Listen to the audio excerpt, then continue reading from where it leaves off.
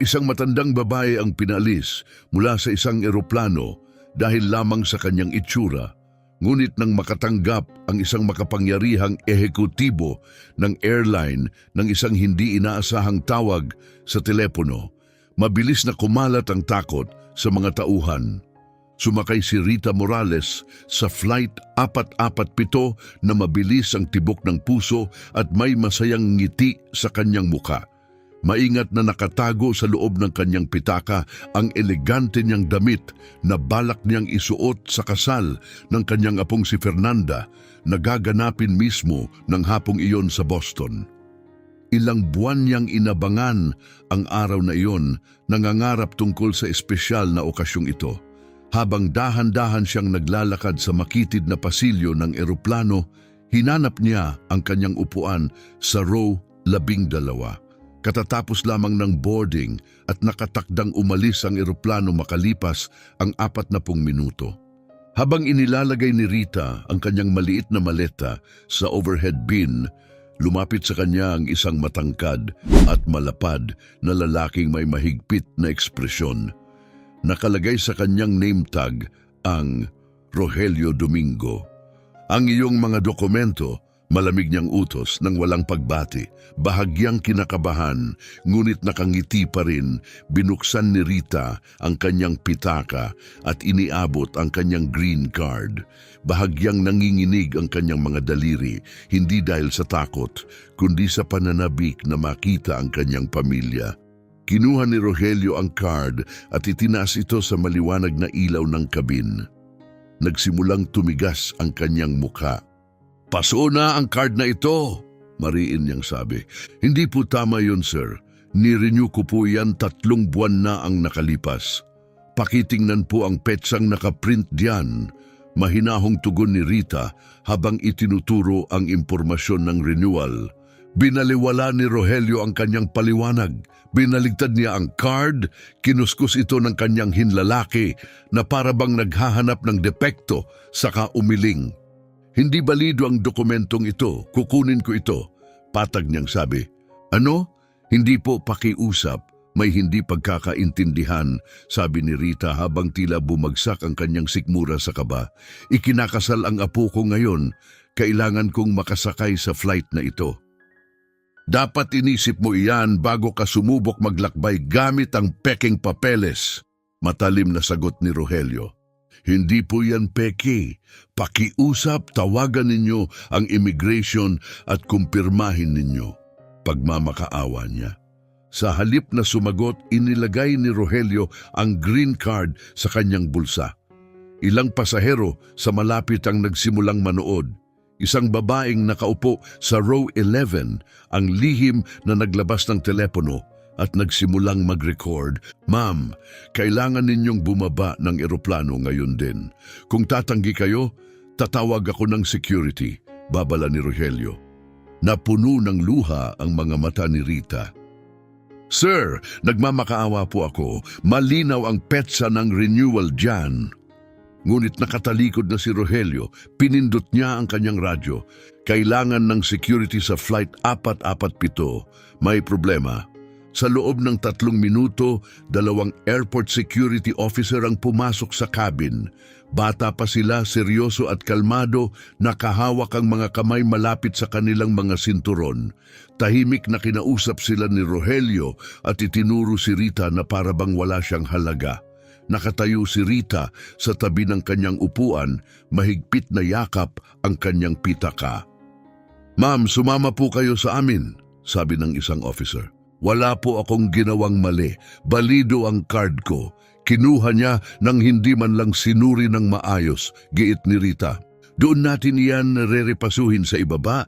Sa ngayon, kailangan ninyong bumaba ng eroplano." Tumingin si Rita sa paligid, umaasang may magsasalita para sa kanya. Ang ilan ay umiwas ng tingin, ang iba ay patuloy na nagre-record.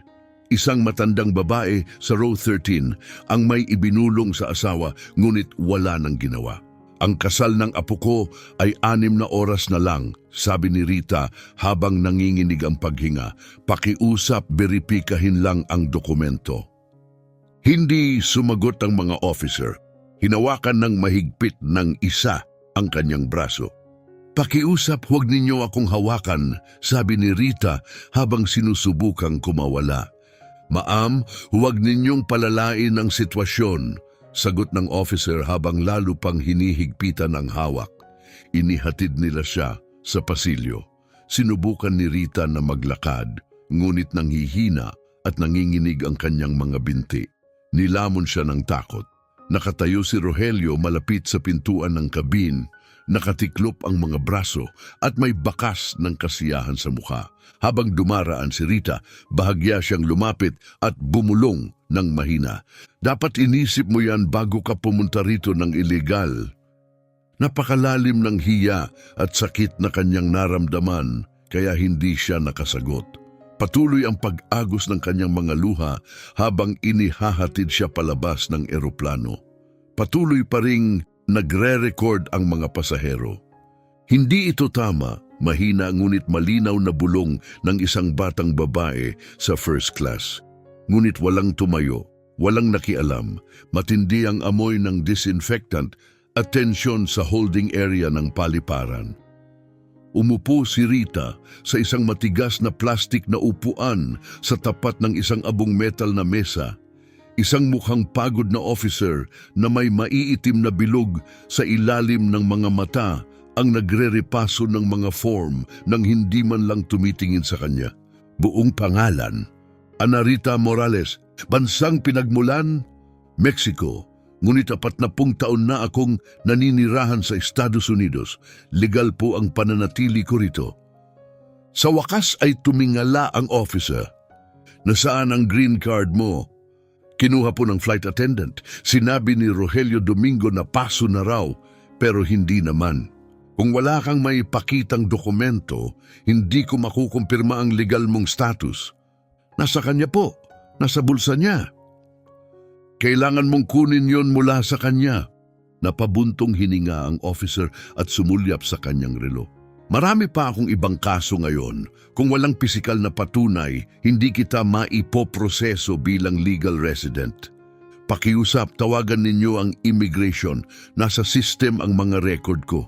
Matagal ang prosesong iyon.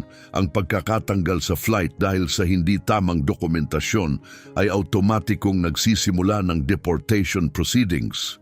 Para bang nanigas si Rita. "Deportation? Hindi ako undocumented. Dito ipinanganak ang 3 kong anak. May mga apo ako. Nagbabayad ako ng buwis taon-taon.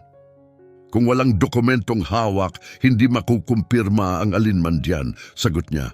Mabilis at walang emosyon niyang sinimulang punan ang mga form. Sinubukan pang magpaliwanag ni Rita, ngunit pinutol siya. "Pumirma ka rito." "Ano ang pinipirmahan ko?" "Isang voluntary removal acknowledgement. Mas pinapadali nito ang proseso." "Hindi ako pipirma. Wala akong ginawang mali."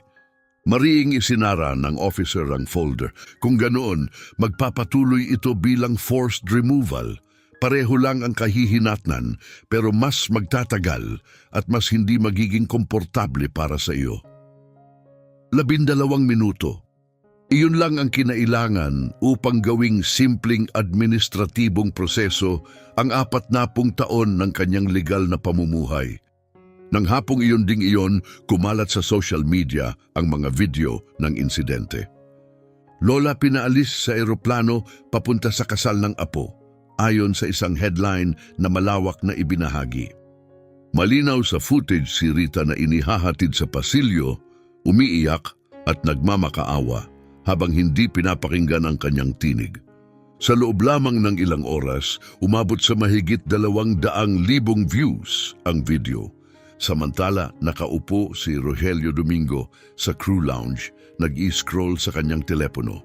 Nasa himpapawid na ang flight 447 patungong Boston. Humigop siya ng kape habang binabasa ang mga komento. Abuso ito sa kapangyarihan. Wala siyang ginawang mali. Dapat mawalan ng trabaho ang attendant na iyon. Ngumisi si Rogelio. Marami na siyang nasaksihang ganitong pangyayari. Magagalit ang mga tao, magbabahagi ng mga post, magsusulat ng mga mensahe. Pagkalipas ng ilang araw, makakalimutan din nila at magpapatuloy sa buhay. Palaging ganoon ang siklo. Ibinulsan niya ang telepono at inubos ang inumin. May isa pa siyang flight makalipas ang 3 oras. Sa loob ng kanyang bulsa, nakatupi pa rin ang green card ni Rita Morales sa tabi ng kanyang pitaka. Sinuri niya iyon ng mabuti bago niya kinuha. Alam niyang balido iyon. Malinaw ang petsa ng renewal. 3 buwan pa lamang ang nakalipas. Ngunit hindi mahalaga ang mga katotohanan sa kanya. May kapangyarihan siya. Siya ang nagpapasya kung sino ang makasasakay sa kanyang eroplano at kung sino ang hindi. At si Rita Morales na may matinding punto at simpleng pananamit ay hindi sa kanyang paningin mukhang taong nababagay sa upuang iyon. Itinapon ni Rogelio ang walang lamang tasa sa basurahan at lumakad palabas. Maayos na lumipad ang eroplano. Kalaunan, tumigil ang mga pasahero sa pagre-record at bumalik sa kani-kanilang gawain. Nagpatuloy ang buhay gaya ng dati para sa lahat, maliban kay Rita. Bago tayo magpatuloy sa kwento, nais muna naming magpadala ng taos-pusong pagbati sa lahat ng aming mga manonood na nanonood mula sa United States, Mexico, Colombia, Peru, Spain, Italy, United Kingdom, Germany, Venezuela, Uruguay, Paraguay, Dominican Republic, Puerto Rico, El Salvador, Ecuador, Bolivia, Chile, Argentina, Costa Rica, Cuba, Canada, France, Panama, Brazil, Australia, Guatemala, Nicaragua at Honduras. Sabihin ninyo sa amin kung saan kayo nakikinig. Mag-iwan ng komento sa ibaba upang mapadalhan namin kayo ng espesyal na pagbati. Naway makarating ang mga pagpapala sa bawat isa sa inyo. Ngayon, magpatuloy tayo. Umalis yung transport bus mula sa paliparan kasabay ng paglubog ng araw sa abot tanaw. Nakaupo si Rita sa tabi ng maruming bintana. Ang kanyang pulsuhan ay nakakadena sa malamig na bakal na baras. 6 pang pasahero ang nasa loob ng sasakyan. Lahat sila ay Latino. Lahat ay may parehong bakas ng kawalan ng pag-asa sa mukha. Walang nagsasalita, mabigat ang katahimikan. Pinanood ni Rita habang unti-unting nawawala sa likuran nila ang maliwanag na mga ilaw ng lungsod. Naalala niya si Fernanda sa mismong sandaling iyon, marahang isinusuot ang kanyang wedding dress. Naisip niya ang kanyang anak na si Luciana, inaayos ang belo at nagsisimulang magtaka kung bakit hindi pa dumarating si Lola. Maya-maya, ang pananabik ay mapapalitan ng pag-aalala. Susubukan siyang tawagan, ngunit kinuha ang kanyang telepono sa loob ng detention room. Wala siyang paraan upang makipag-ugnayan sa kahit sino. Ganap siyang naputol sa mundo. Lumiko ang bus sa isang madilim na highway. Sa labas ng salamin, napansin ni Rita ang isang malaking karatula. Federal Detention Center, 80 kilometro. Sa tapat niya, isang batang babae ang tahimik na nagpupunas ng luha. Sa kanyang braso ay may tattoo na nakasulat na Mateo, kasunod ang isang petsa ng kapanganakan. Gusto sana ni Rita magtanong tungkol kay Mateo. Anak ba? Kapatid? Ngunit nanatili siyang tahimik. Hindi na kailangan ng paliwanag ang lungkot sa loob ng bus. Pare-pareho silang nagdadala nito. Binuksan ng driver ang radyo, isang kantang Ingles ang pumuno sa hindi komportabling katahimikan. Dahan-dahang ipinikit ni Rita ang kanyang mga mata. Sa kanyang isipan, nakita niya si Fernanda na naglalakad mag-isa sa pasilyo ng simbahan. Nakita niya ang bakanteng upuan sa unahan kung saan dapat siyang nakaupo ng may pagmamalaki. Naisip niya ang mga bisitang nagbubulungan, lumilingon, nagtatanong kung bakit hindi dumating ang lola. 40 taon ng legal na pamumuhay sa bansang ito. 40 taon ng marangal na trabaho, pagbabayad ng buwis, pagpapalaki ng mga anak, pagbuo ng buhay. 40 taon bilang responsableng residente at gumuho ang lahat sa loob ng 12 minuto dahil sa kalupitan ng isang lalaking may uniforme at may kinikim-kim na pagkiling sa puso. Mas lalo pang pumasok sa dilim ang bus.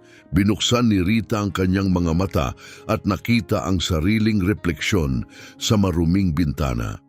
Sandali, hindi niya nakilala ang pagod na babaeng nakatitig pabalik sa kanya.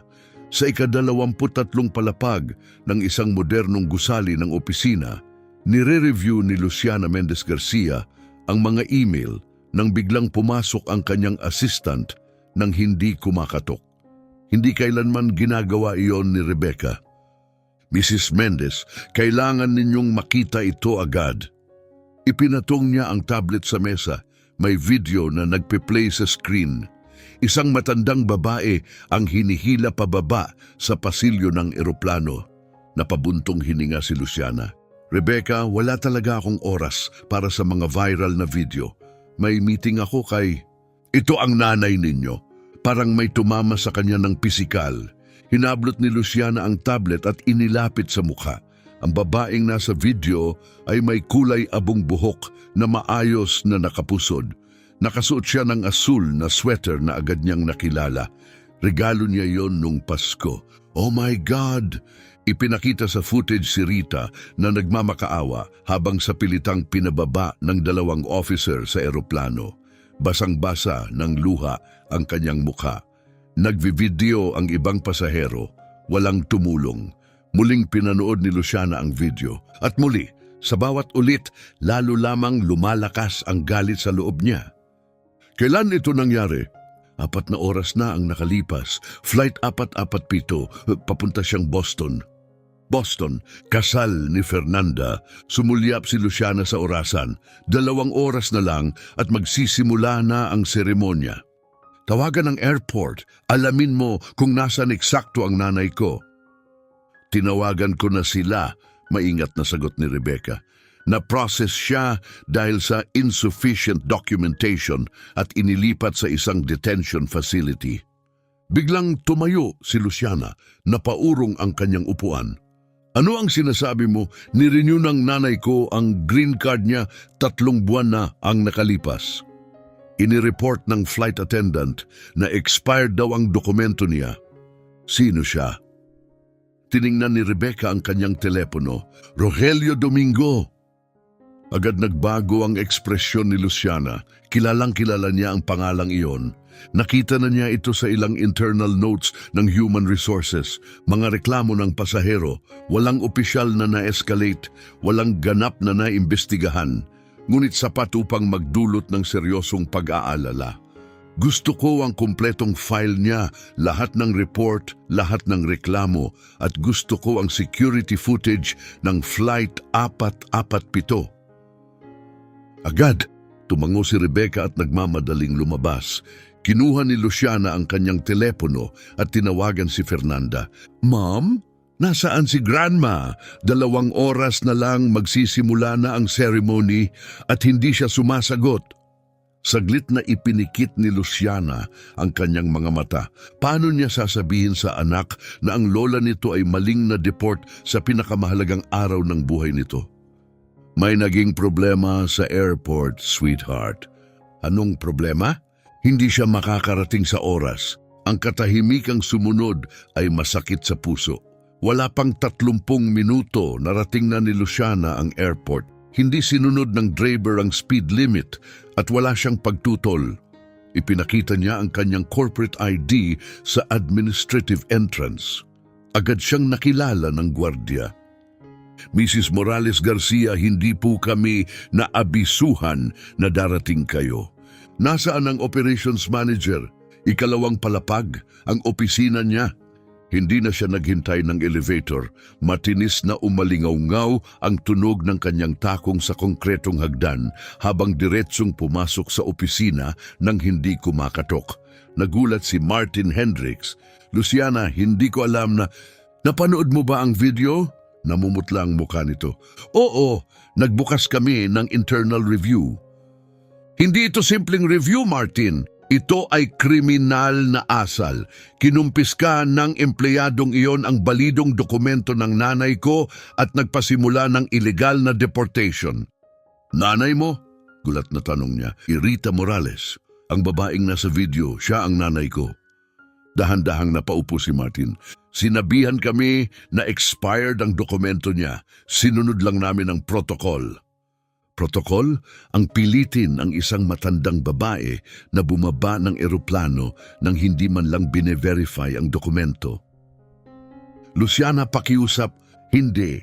Makinig ka. Gusto ko si Rogelio Domingo sa opisina ko sa loob ng 1 oras.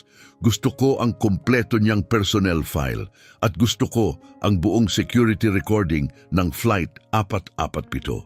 Kung wala ang lahat ng iyon sa loob ng 60 minuto, personal ko itong dadalhin sa board of directors. Napayo ko si Martin. Makukuha mo. Umalis si Luciana nang walang dagdag na salita. Sa hallway, tinawagan niya si Rebecca. Nasa iyo na ba ang file niya? Oo, at may iba pa. May 5 formal na reklamo laban sa kanya sa nakaraang 2 taon. Lahat ng nagreklamo ay Latino. Sa bawat kaso, kinuwestiyon niya ang balidong dokumento. Naramdaman ni Luciana ang pagbabago sa kanyang galit. Hindi na ito sumasabog. Ito ay malamig, kalkulado. Ipadala mo sa akin ang lahat at mag-ayos ka ng emergency meeting sa Human Resources bukas ng umaga. Hindi na ito tungkol sa isang flight lamang. Ito ay tungkol sa hustisya. Eksaktong 1 oras ang lumipas at inihatid si Rogelio Domingo sa opisina ni Luciana. Kampante ang kanyang lakad, malinis ang uniforme, kumislap ang kanyang badge sa matinding ilaw. Mrs. Mendez Garcia, magalang niyang sabi, sinabihan po akong gusto ninyo akong makausap. Tumayo si Luciana malapit sa bintana, hindi agad humarap. Hinayaan niyang maging mahaba ang katahimikan. Umupo ka, Rogelio. Umupo siya. Alam mo ba kung sino ako? Opo, ma'am. Kayo ang Executive Vice President of Operations. At alam mo ba kung bakit ka narito? Nagatubili siya. May kinalaman po sa nangyari sa Flight 447. Hindi iyon simpleng pangyayari, sabi ni Luciana. Ito ay abuso ng kapangyarihan. Ma'am, sumusunod lang po ako sa... Ang babaeng pinababa mo sa eroplano, putol niya, ay ang nanay ko. Nawalan ng kulay ang mukha ni Rogelio. May balidong green card ang babaeng yon. Nirenew niya 3 buwan na ang nakalipas. Kinuha mo, inakusahan mo siyang gumagamit ng peking papeles. Tinulungan mo pang masimulan ang deportasyon niya. Hindi ko po alam, hindi mo alam na nanay ko siya? Katanggap-tanggap ba kung hindi siya konektado sa akin? Tahimik siya. Pinindot ni Luciana ang isang buton. Lumabas sa malaking screen ang video.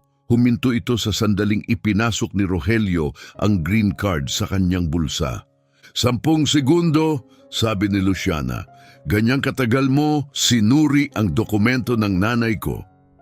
Tahimik pa rin siya. Ibinukas niya ang folder. 5 formal na reklamo. Lahat Latino, lahat balido ang dokumento. Pumasok si Patricia mula HR at inilatag ang bawat kaso.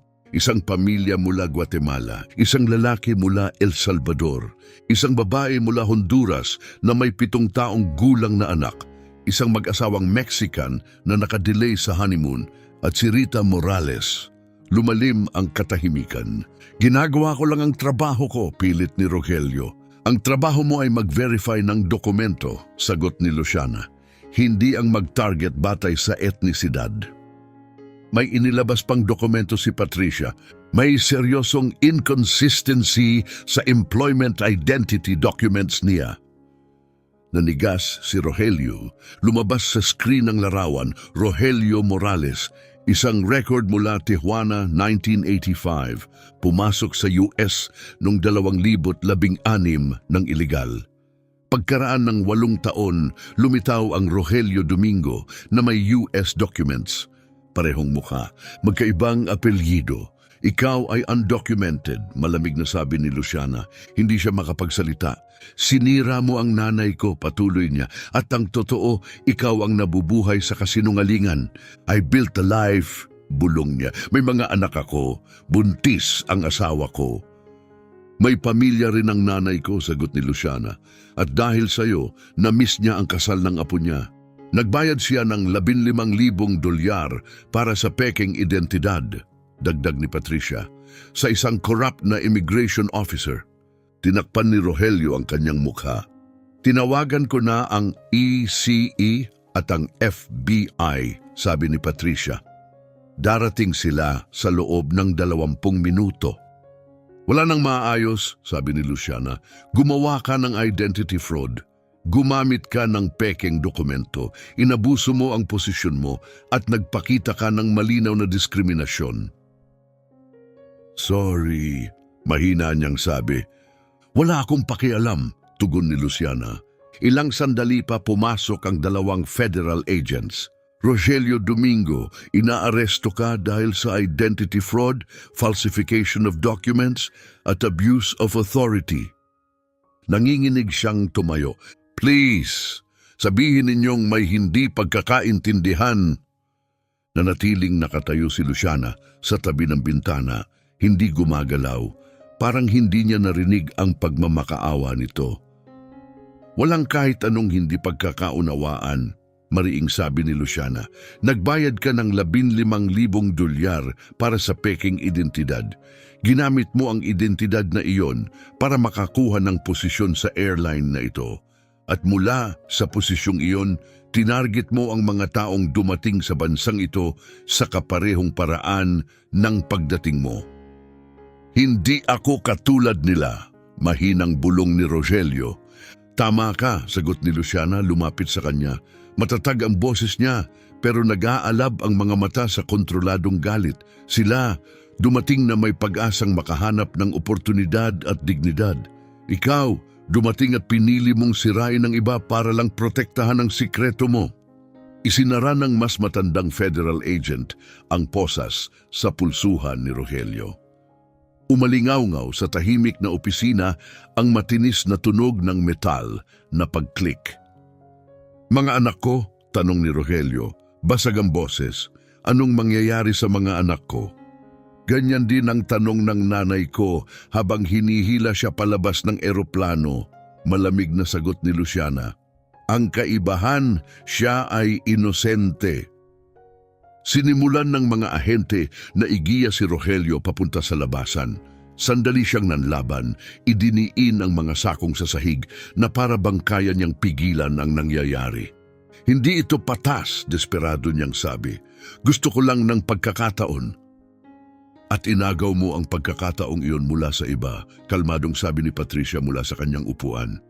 5 pamilyang may balidong dokumento ang nawalan ng flight, na-miss ang mga oportunidad at napahiya dahil mas mahalaga sa iyo ang takot mo kaysa sa karapatan nila. Unti-unting nawala ang paglaban ni Rogelio. Inihatid siya ng mga ahente sa hallway. Umalingaw-ngaw ang mga yapak niya sa dingding hanggang sa tuluyang naglaho ang tunog. Pagkasara ng pinto, napaupo si Luciana sa kanyang upuan, nanginginig ng hindi mapigilan ang kanyang mga kamay. Ang lakas na ipinakita niya kanina ay parang biglang naubos. Lumapit si Patricia at marahang inilapag ang kamay sa balikat niya. Ayos ka lang ba? Tumingin si Luciana sa mesa, tila walang makita. Hindi ko alam. Nanatiling tahimik si Patricia, binibigyan siya ng espasyo. Nasa detention center ang nanay ko, sabi ni Luciana makalipas ang ilang sandali. Kinasal si Fernanda nang wala ang lola niya at nangyari ang lahat ng ito dahil natakot ang isang tao na mabunyag ang kasinungalingan niya. Alam ko, mahinang sagot ni Patricia. Tumingala si Luciana, pagod ang mga mata. Ilan pa kaya ang katulad niya? Hindi sumagot si Patricia. Hindi na nila kailangang sabihin ng malakas. Halos 2 oras ang biyahe ni Luciana bago niya narating ang detention center. Abuhin at walang buhay ang gusali, napapalibutan ng matataas na bakod na may barbed wire. Mas mukhang bilangguan kaysa pasilidad na administratibo. At sa maraming paraan ganun nga, ipinakita niya ang kanyang ID sa entrance. Tiningnan niyon ng gwardya nang walang gana. Sino ang bibisitahin ninyo? Si Rita Morales, inilipat siya rito kaninang umaga. Nag-type ang gwardiya sa computer at bahagyang kumunot ang noo. Nakasaad dito na nasa infirmary siya ngayon. Nanikip ang dibdib ni Luciana. Bakit? Anong nangyari? Wala akong detalye. Kailangan ninyong kausapin ang medical staff. Dalhin mo ako sa kanya. Ngayon din. Ma'am, may mga proseso. Naglabas si Luciana ng telepono. Kaya kong tawagan ang direktor ng pasilidad na ito sa loob ng 2 minuto o ihahatid mo ako sa nanay ko ngayon? Ikaw ang pumili. Nagatubili ang gwardiya sa kanapabuntong hininga. Sumunod kayo. Naglakad sila sa makikitid na hallway na amoy disinfectant. Sa likod ng mga saradong pinto, naririnig ni Luciana ang mga boses na nag-Espanyol. Narinig niya ang iyak ng mga bata. Narinig niya ang pagmamakaawa ng mga babae. Sa dulo ng koridor ang infirmary. Binuksan ng gwardiya ang pinto. Pumasok si Luciana at biglang napahinto. Nakahiga ang kanyang ina sa makitid na medical cot. May IV line na nakakabit sa braso niya. Maputla at tila marupok ang balat. Nakapikit ang mga mata. May isang batang nurse sa tabi. Sinusuri ang monitor. Anong nangyari? Mariing tanong ni Luciana, nagmamadaling lumapit. Nagulat ang nurse. Sino po kayo? Ako ang anak niya, sabihin mo sa akin kung anong nangyari. Sumulyap ang nurse sa gwardiya at tumango ito bilang kumpirmasyon. Nagkaroon siya ng matinding hypoglycemic episode, paliwanag ng nurse. Diabetic siya, hindi siya nabigyan ng insulin sa tamang oras. Tumalas ang boses ni Luciana, bakit hindi? Pagdating niya rito, wala siyang dalang gamot. Ang proseso ng pagbigay ng kapalit na gamot ay maaring magtagal. Gaano katagal? Tanong ni Luciana. Kadalasan, 24 hanggang 48 oras. Hindi makapaniwala si Luciana. 12 oras siyang nandito nang walang insulin. Ibinaba ng nurse ang tingin. Pasensya na. Ginagawa po namin ang kaya namin sa limitado naming resources. Lumapit si Luciana sa kama at marahang hinawakan ang kamay ni Rita. Malamig ito. Ma'am! Dahan-dahang bumukas ang mga talukap ni Rita. Ilang segundo muna bago siya nakapag-focus. Luciana, bulong niya, nandito ako, ma'am. Nandito ako. Bumagsak ang luha sa pisngi ni Rita. Ang kasal, si Fernanda, dapat nandoon ako. Alam ko, mahinang sabi ni Luciana. Alam ko! Pumasok sa silid ang isang lalaking nasa early 30s, nakaputing coat. Nakalagay sa badge, Dr. Ramirez. Halatang pagod ang mukha. Kayo ba ang anak ni Mrs. Morales? Tanong niya. Oo. Tiningnan niya si Rita, saka si Luciana. Kailangan ko kayong makausap. Kung ano man yan dito mo sabihin, matatag na sagot ni Luciana. Nag-atubili ang doktor sa katumango. Masuwerte ang nanay ninyo. Halos ikamatay niya ang pagbagsak. Kung naantala pa ang paggamot ng ilang oras, mas malala sana ang kinalabasan. Napabigat ang paglunok ni Luciana. Stable na ba siya ngayon? Oo, pero kailangan niya ng tuloy-tuloy na monitoring at regular na insulin. Uuwi ko na siya. Umiling ang doktor. Hindi ganun kadali. Nasa federal custody siya. Kailangan ninyo ng court order para mailabas siya. Kung ganoon, kukuha ako. Maaring tumagal yan ng ilang araw. Halos namatay ang nanay ko dahil sa kapabayaan, mariing sabi ni Luciana. Wala akong ilang araw. Lumapit ang doktor at ibinaba ang boses. Nakilala ko siya mula sa mga video, amin niya. Nakita ko ang nangyari sa kanya. Hindi ito dapat nangyari. Kung ganon, tulungan mo kami, sabi ni Luciana. Nagsimula na, sagot niya. Tinawagan ko ang isang human rights attorney, si Oliviero Webb. Humahawak siya ng mga emergency case na ganito. Kumuha siya ng business card at iniabot kay Luciana. Kaya niyang mag-file ng urgent motions. May connection siya sa korte.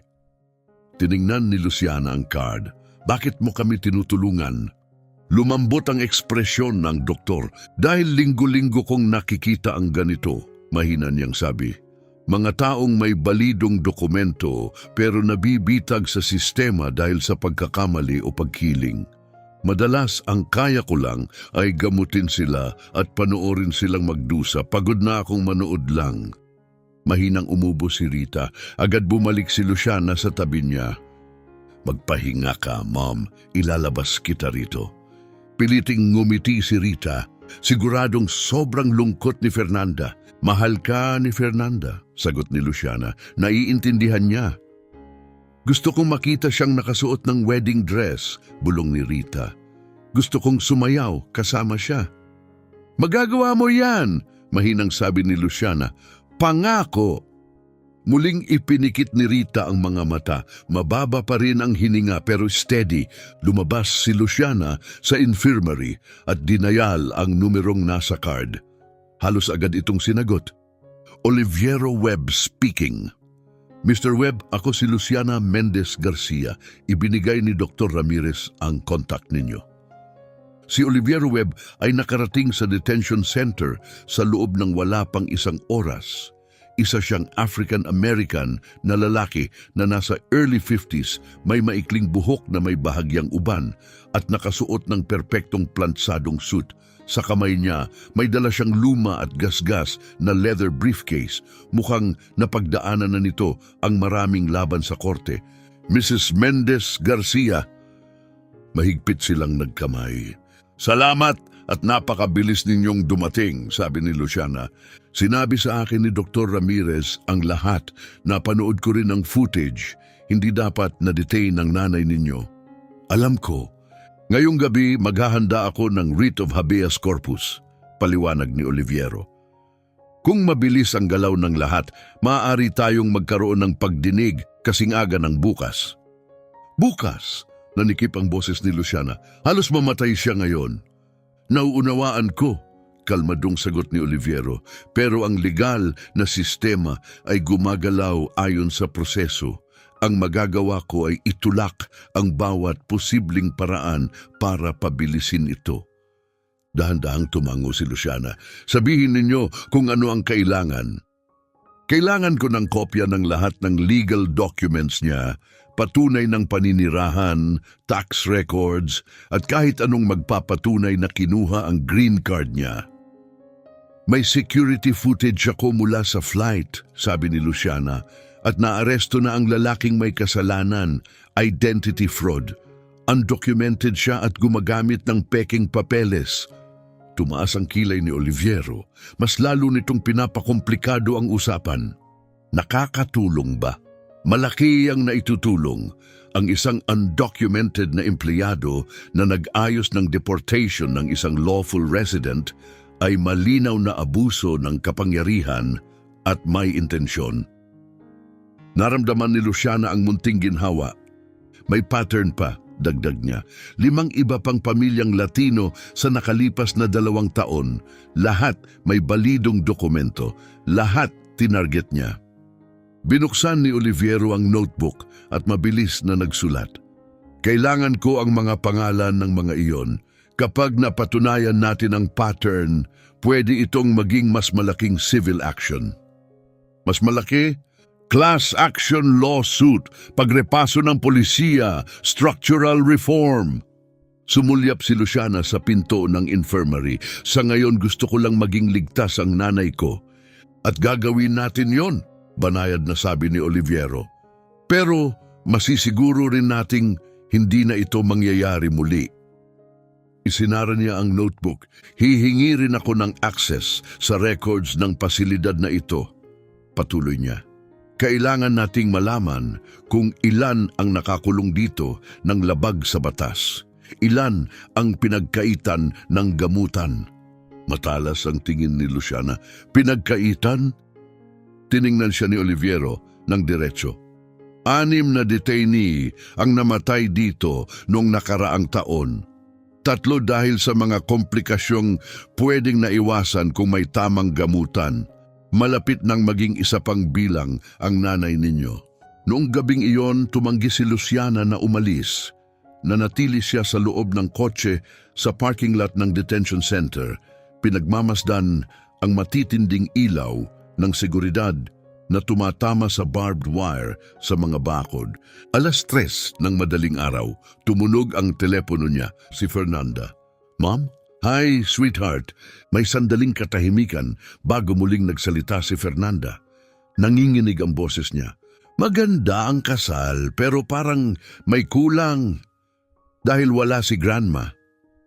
Napabigat ang paglunok ni Luciana. Alam ko!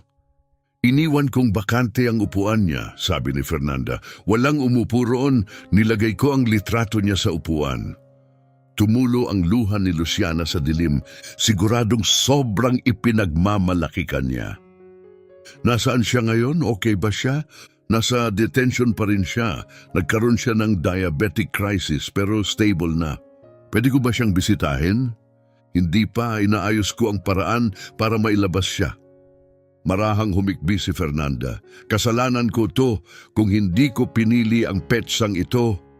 Huwag! Banayad na putol ni Luciana. Hindi mo kasalanan to. Kasalanan ito ng lalaking nagnakaw ng dokumento niya. Bakit gagawin ng tao yun?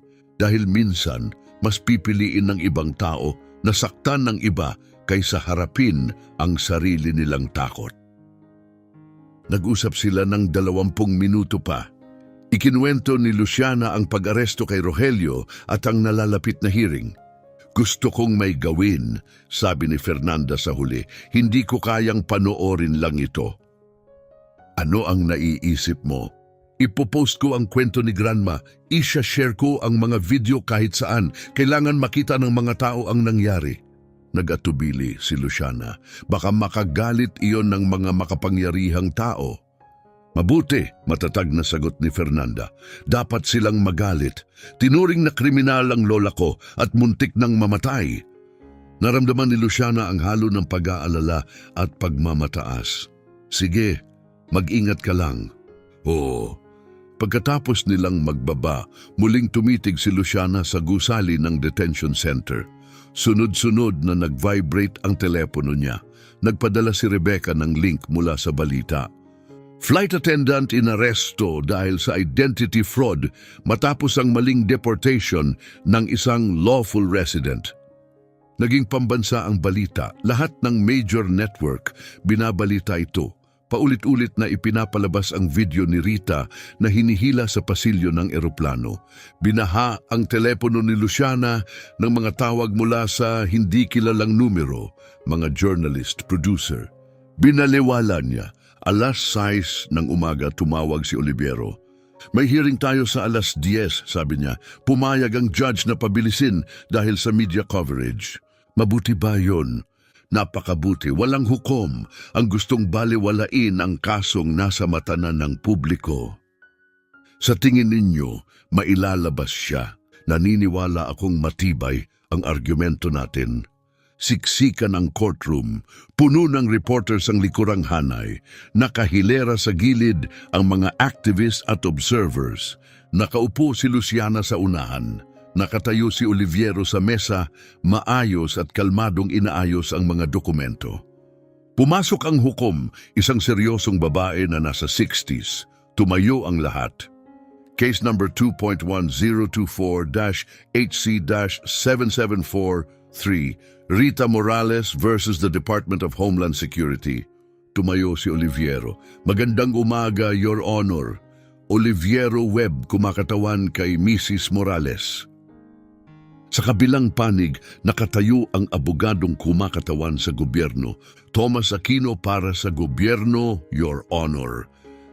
Tiningnan ng hukom ang file. Mr. Webb, humihiling kayo ng agarang pagpapalaya? Opo, Your Honor. Si Mrs. Morales ay lawful permanent resident. Kinumpiska ang balidong dokumento niya. Siya ay maling na-deport at muntik nang mamatay sa detention dahil sa kakulangan ng gamutang medikal.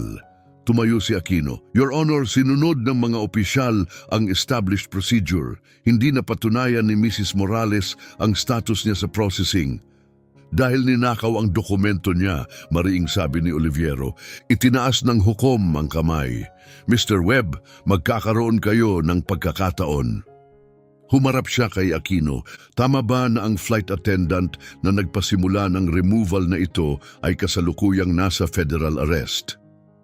Nag-atubili si Aquino. Opo, Your Honor, ngunit hiwalay po ang usaping iyon. Hindi hiwalay, matalim na sagot ng hukom.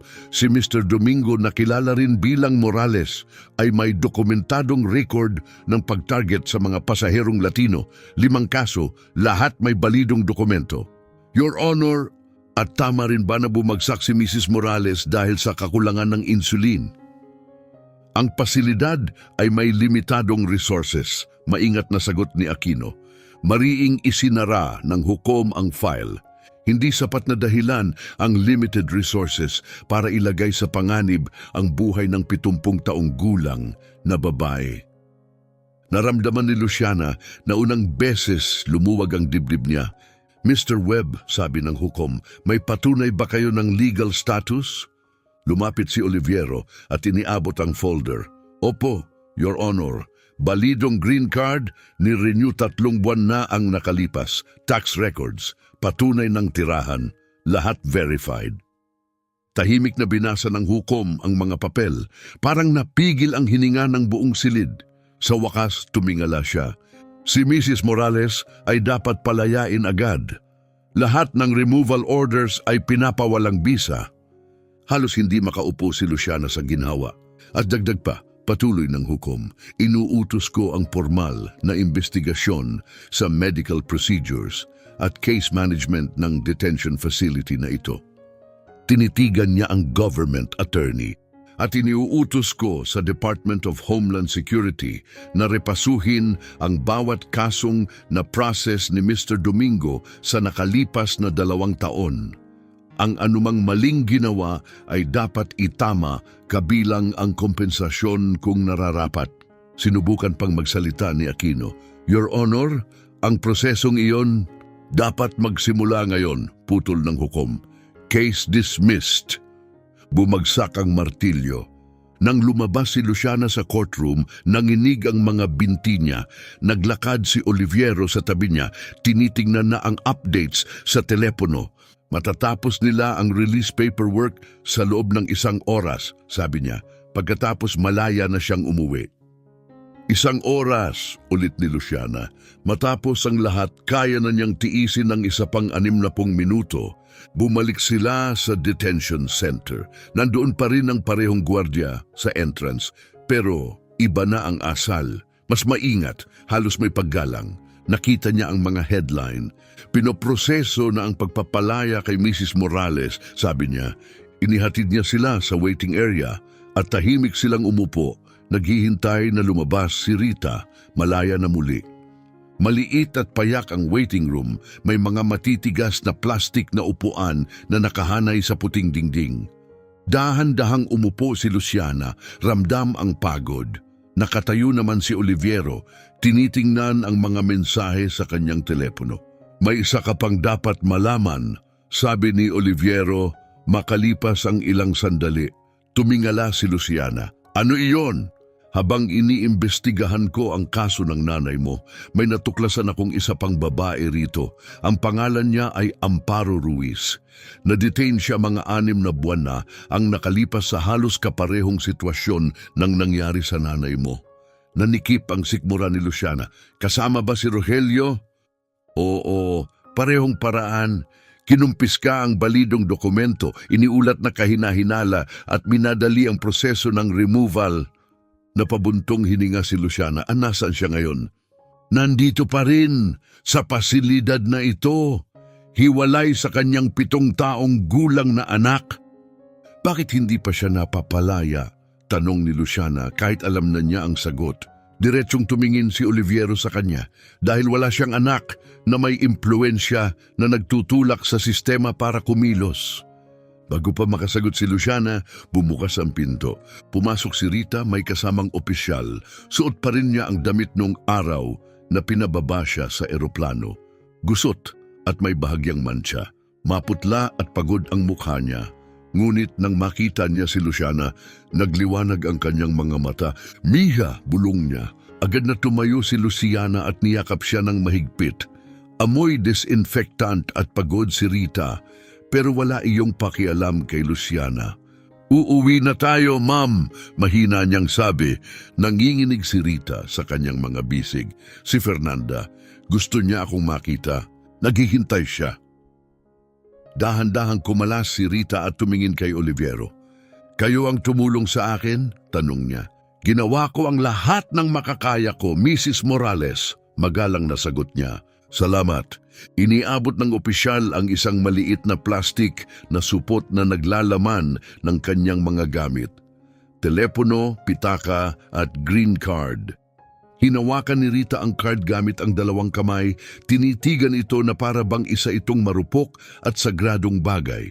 Muntik na akong mamatay dahil sa isang piraso ng plastik na ito, mahina niyang sabi. Hindi dahil sa card, sagot ni Oliviero, kundi dahil sa taong nagdesisyon na wala kang halaga. Lumabas sila sa maliwanag na sikat ng araw. Kumurap si Rita sa tindi ng liwanag. 2 araw lang siyang na-detain, ngunit pakiramdam niya ay napakatagal. Binuksan ni Luciana ang pinto ng kotse para sa kanya, ngunit bago sumakay, huminto si Rita. Sandali, sabi niya. Lumingon siya sa abuhing gusali, sa matataas na bakod at barbed wire. May mga inosente pa roon, mahina niyang sabi, mga taong katulad ko. Alam ko, sagot ni Luciana, mga taong walang makapangyarihang lumalaban para sa kanila. Lumapit si Oliviero. Kaya ako naghahanda ng class action lawsuit para makatulong sa mas marami. Diretsong tumingin si Rita sa kanya. May isang babae sa selda ko. Si Amparo, 6 na buwan na niyang hindi nakikita ang anak niya. Nasa listahan ko na siya, sabi ni Oliviero. Mailalabas mo ba siya? Gagawin ko ang lahat ng makakaya ko. Tumibay ang boses ni Rita. Huwag mo lang subukan. Siguraduhin mong mangyari. Dahan-dahang tumango si Oliviero. Gagawin ko. Sa wakas ay sumakay si Rita sa kotse. Isinara ni Luciana ang pinto at humarap kay Oliviero. Gusto kong suportahan ang kaso, sabi niya. Sabihin mo kung ano ang kailangan. Kailangan natin ng mga sinumpaang salaysay mula sa nanay mo at sa iba pang biktima. At kailangan nating manatili sa media. Makukuha mo ang lahat! Umupo si Luciana sa driver's seat. Tahimik na nakatingin si Rita sa labas ng bintana, nakapatong ang mga kamay sa kandungan. Ayos ka lang ba, ma'am? Marahang tanong ni Luciana. Hindi ko alam, sagot ni Rita. Ilang minutong tahimik silang nagmaneho. Unti-unting nawala sa likuran ang detention center. May mga bata roon, biglang sabi ni Rita. Sumulyap si Luciana. Mga bata? Mga sanggol, bulong ni Rita, umiiyak sa gabi, inihiwalay sa mga nanay nila. Mas humigpit ang kapit ni Luciana sa manibela. Alam ko. Hindi, mahinang sabi ni Rita. Hindi mo malalaman hanggat hindi mo nararanasan. Pinunasan niya ang mga mata. May isang babae roon na 3 buwan nang hindi nakikita ang 4 na taong gulang niyang anak. Napakasama, sabi ni Luciana. Hindi lang masama, malupit. Sa pulang ilaw, hinarap ni Luciana ang kanyang ina. Babaguhin natin ito, sabi niya na pangako. Paano? Gagamitin ko ang posisyon ko sa airline at ibabahagi mo ang kwento mo. Marahang umiling si Rita. Ayoko nang balikan ang kahihiyang iyon. Ayokong tingnan ako ng mga tao bilang biktima. Nag-green ang ilaw at muling umandar ang sasakyan. Hindi ka biktima, sabi ni Luciana. Nakaligtas ka at ang boses mo ang makakapagprotekta sa iba. Pagkalipas ng 1 oras, dumating sila sa bahay ni Rita. Nasa labas na si Fernanda, balisa at naghihintay. Pagkakita sa kotse, tumakbo siya palapit. Hindi pa lubusang nakababa si Rita nang yakapin siya ni Fernanda ng mahigpit. Nag-iyakan sila ng walang salita. Nanatili si Luciana sa loob ng kotse, pinagmamasdan sila. Nag-vibrate ang telepono niya. Mensahe mula kay Patricia, kailangan ka agad sa opisina, may problema. Sandaling ipinikit ni Luciana ang mga mata. Ayaw niyang umalis, pero alam niyang hindi niya ito pwedeng baliwalain. Ma'am, kailangan kong bumalik sa trabaho. Mahina niyang sabi. Mananatili si Fernanda sa'yo. Tumango si Rita, yakap pa rin ang apo. Sige, gawin mo ang kailangan mong gawin. Nagmaneho si Luciana pabalik sa lungsod. Mabagal ang trapiko at masyadong maraming oras para mag-isip. Naaresto si Rogelio, malaya na ang nanay niya, pero may nagsasabi sa kanya na hindi pa ito tapos. Pagkalipas ng 2 oras, pumasok siya sa conference room ng opisina. Nandoon si Patricia, kasama ang 3 lalaking naka-dark suit, mga corporate lawyer. Agad silang nakilala ni Luciana. Anong nangyayari? Tanong niya. Pinagpatong ng pinakamatandang abogado ang kanyang mga kamay sa mesa. Mrs. Mendez Garcia, kailangan nating pag-usapan ang legal na implikasyon ng sitwasyong ito para sa airline. Dahan-dahang umupo si Luciana. Implikasyon? Malaki ang posibilidad na magsampa ng kaso ang nanay mo, sabi niya. Kapag nangyari iyon, isasama ang airline bilang respondent. Si Rogelio ang kumilos ng mag-isa, mariing sagot ni Luciana. Si Rogelio Domingo ay empleyado ng kumpanyang ito, kalmadong tugon ng abogado. Ibig sabihin legal na may pananagutan ng airline sa kanyang mga ginawa. Muling umangat ang galit ni Luciana. Iminumungkahi ba ninyong ipagtanggol ninyo siya? Hindi, sagot ng abogado. Iminumungkahi namin na kailangan naming protektahan ng kumpanya. Ang nanay ko ang nasaktan, sabi ni Luciana. Naiintindihan namin yon, pantay na sagot niya. Ngunit kailangan din naming isaalang-alang ang pinansyal na panganib. Maaaring umabot sa milyon-milyong dolyar ang danyos, bukod pa sa reputational harm. Biglang tumayo si Luciana.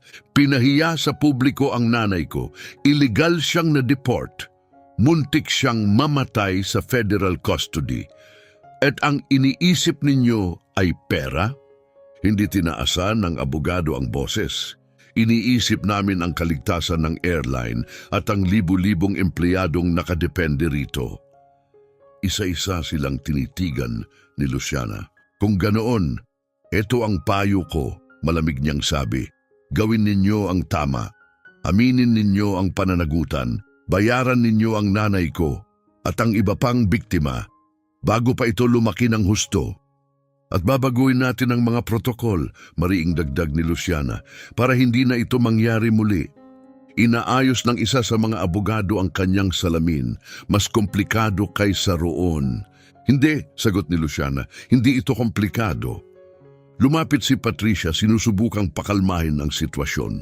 Luciana, naiintindihan ko kung gaano ito kapersonal para sa'yo, pero kailangan mong harapin ito ng mahinahon. Mahinahon, ulit ni Luciana, hindi makapaniwala. Matapos ang lahat ng nangyari? Oo, banayad na sagot ni Patricia, dahil kung emosyon ang mangunguna, maaaring masira ang kaso at pati ang posisyon mo. Tinitigan siya ni Luciana. Kanino ka ba talaga papanig? Sa panig ng paggawa nito ng tama, sagot ni Patricia. Ibig sabihin niyan ay negosasyon, hindi lantad na digmaan. Tumagal ng 3 nakakapagod na oras ang diskusyon. Tumaas ang mga boses, saka huminahon. Napalitan ng legal na termino ang galit. Binanggit ang mga numero, pinagdebatehan ang public relations strategies. Sa huli, nagkaroon ng pansamantalang kasunduan. Maglalabas ang airline ng pampublikong pahayag na kinikilala ang pagkukulang sa proseso. Mag-aalok ito ng pinansyal na kompensasyon kay Rita at sa iba pang kumpirmadong biktima. Magpapatupad ng mandatory retraining para sa lahat ng staff tungkol sa wastong pag-verify ng dokumento at anti-discrimination policies. Gayunpaman, hindi muna formal na aamin ang kumpanya ng buong legal liability. Hindi pa.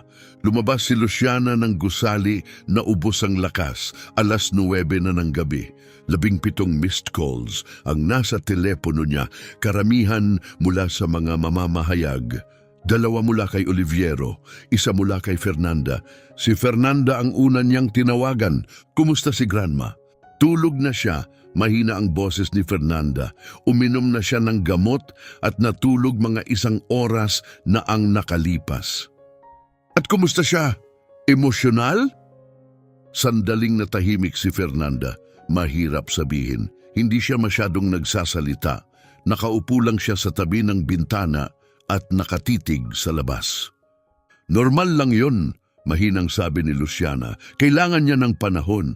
Ma'am, may isa pa. Ano yon? Trending ulit ang mga video. Milyon-milyon na ang views, galit ang mga tao.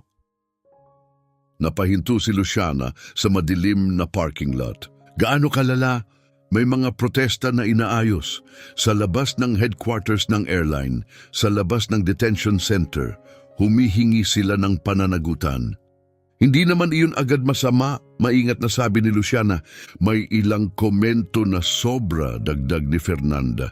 May mga pagbabanta, galit laban kay Rogelio sa mga opisyal, pati sa kumpanya. Napahawak si Luciana sa noo. Hindi natin makokontrol ang galit ng publiko. Pero makokontrol natin kung paano tayo tutugon, sabi ni Fernanda. Natatakot si Grandma, ayaw niyang maging sentro ng pambansang bagyo. Naiintindihan ko, sagot ni Luciana, pero lumampas na ito sa kanya. Alam ko, mahinang sabi ni Fernanda, at yun ang kinatatakot ko. Pagkababa ng tawag, umupo si Luciana sa loob ng kotse, nakatitig sa bakanting paradahan. Tama si Fernanda. Lumalaki ng mabilis ang sitwasyon. Tinawagan niya si Oliviero. Kailangan ko ng payo. Nakikinig ako, sagot nito. Ang mga protesta, ang mga pagbabanta, lumalala. Karaniwan iyan kapag nagiging lantad ang kawalan ng katarungan, sabi ni Oliviero. Galit ang mga tao at may dahilan sila. Ayaw ng nanay ko na siya ang sentro nito, sabi ni Luciana. Hindi naman kailangan, sagot ni Oliviero, maipagpapatuloy ko ang legal na proseso nang hindi siya inilalagay sa harap ng mga kamera. Mahihina ba ang kaso? Kaunti, amin niya, pero hindi malaki ang epekto. Nag-atubili si Luciana. Kung ikaw ang nasa posisyon ko, ano ang gagawin mo? Mabagal na huminga si Oliviero. Tututok ako sa kung ano ang magpoprotekta sa kapakanan ng nanay mo. Hindi kung ano ang magpapalakas ng kaso. Hindi kung ano ang magpapasiklab ng kilusan. Kung ano ang magpoprotekta sa kanya. At kung may madidismayaman, alam mong tama ang pinili mo para sa kanya. Napaisip si Luciana bago ibinaba ang tawag. Dumating siya sa bahay ni Rita pasado 12:00 ng hating gabi. Gising pa si Fernanda, tahimik na nakaupo sa sala. Kumusta? Tanong nito. Mahirap, sagot ni Luciana, pero kailangan. Tumango si Fernanda. Nagtanong si Grandma tungkol sa'yo. May sinabi pa ba siya?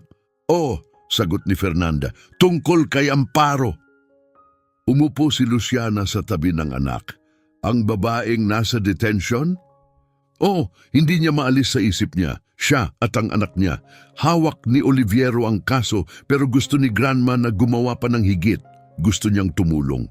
Sumulyap si Luciana sa pasilyo patungo sa kwarto ni Rita. Sigurado ba siya? Kanina ayaw pa niyang pag-usapan ang nangyari. Sa tingin ko may nagbago, sabi ni Fernanda. Nang makita niyang muli ang mga video, nang mabasa niya ang mga mensahe, na-realize niya na may magagawa ang karanasan niya. Napabuntong hininga si Luciana. Kakausapin ko siya. Tumayo si Fernanda. Uuwi na ako. Hinihintay ako ni Michael. Tawagan mo ako kung may kailangan ka. Nagyakapan sila bago umalis si Fernanda. Nanatiling mag-isa si Luciana sa tahimik na bahay. Tiningnan niya ang mga litrato sa dingding. Si Rita bilang batang babae, bagong dating sa bansa. Si Rita na karga ang 3 maliliit niyang anak. Si Rita sa graduation ni Luciana. Si Rita na may ngiting puno ng pagmamalaki noong binuksan niya ang maliit niyang restaurant. 4 na dekada ng dedikasyon. 40 taon ng ambag, sakripisyo at pagmamahal. At sa isang sandali, muntik na itong mabura dahil sa takot ng isang tao. May marahang yabag mula sa likod. Nakatayo si Rita sa pasilyo, nakabalot ng robe. Hindi ako makatulog, banayad niyang sabi. Ako rin. Umupo si Rita sa paborito niyang armchair. Umupo si Luciana sa sahig sa tabi niya, nakasandal sa kanyang tuhod gaya noong bata pa siya. Sinabi ni Fernanda na gusto mong tulungan si Amparo. Sabi ni Luciana. Oo. Sigurado ka ba nakakapagod ito? Mga reporter, mga interview, pagbabalik sa lahat ng nangyari. Tumingin si Rita sa mga litrato sa dingding. 40 taon kong binuo ang buhay ko rito, mabagal niyang sabi. Sa loob ng 2 araw, muntik ko itong mawala, hindi dahil may nilabag akong batas, kundi dahil may nagpasya na hindi ako nababagay dito. Napuno ng luha ang kanyang mga mata. Kung ang pagsasalaysay ko ay makakapigil na mangyari ito sa iba, sulit iyon. Hinawakan ni Luciana ang kamay ng kanyang ina. Hindi ito magiging madali. Alam ko, sagot ni Rita, pero kung mananatili akong tahimik, walang magbabago. Si Oliviero ang bahala sa legal na bahagi, sabi ni Luciana. Pero ang marinig ang boses mo, ang makita ang mukha mo, iyon ang magpapaintindi sa mga tao. Pinisil ni Rita ang kamay ng anak. Gagawin ko, matatag niyang sabi, para kay Amparo, para sa anak niya, para sa mga nanay at batang nasa loob pa. Tumango si Luciana, wala nang pag-aalinlangan sa mga mata ng kanyang ina. Magkasama nating haharapin. Magkasama, nanatili silang tahimik habang unti-unting sumisilip ang unang liwanag ng umaga sa mga bintana. 8:00 kinaumagahan, pumasok si Oliviero Webb sa opisina ng FBE sa downtown Phoenix. Tinawag siya sa isang interrogation room sa 2nd palapag. Hindi siya iniimbestigahan. Naroon siya bilang pangunahing saksi. Signalong siya ni Special Agent Thomas Aquino at mahigpit silang nagkamay. Siya ay nasa kalagitnaan ng kanyang 50, may uban sa gilid ng sentido at may pagod na mga matang tila nagsasabing sobra na ang nakita niya sa paglipas ng mga taon. Salamat sa pagpunta, Mr. Webb, sabi ni Agent Aquino. Wala naman talaga akong pagpipilian, kalmadong sagot ni Oliviero. Bahagyang ngumiti si Aquino. Maaring totoo yan, pero pinahahalagahan ko pa rin ang pakikipagtulungan ninyo. Umupo sila sa tapat ng isa't isa sa maliit na interrogation room. May digital recorder sa pagitan nila sa metal na mesa, kumikislap ang pulang ilaw. Narito tayo para pag-usapan si Carlos Fuentes, panimula ni Aquino.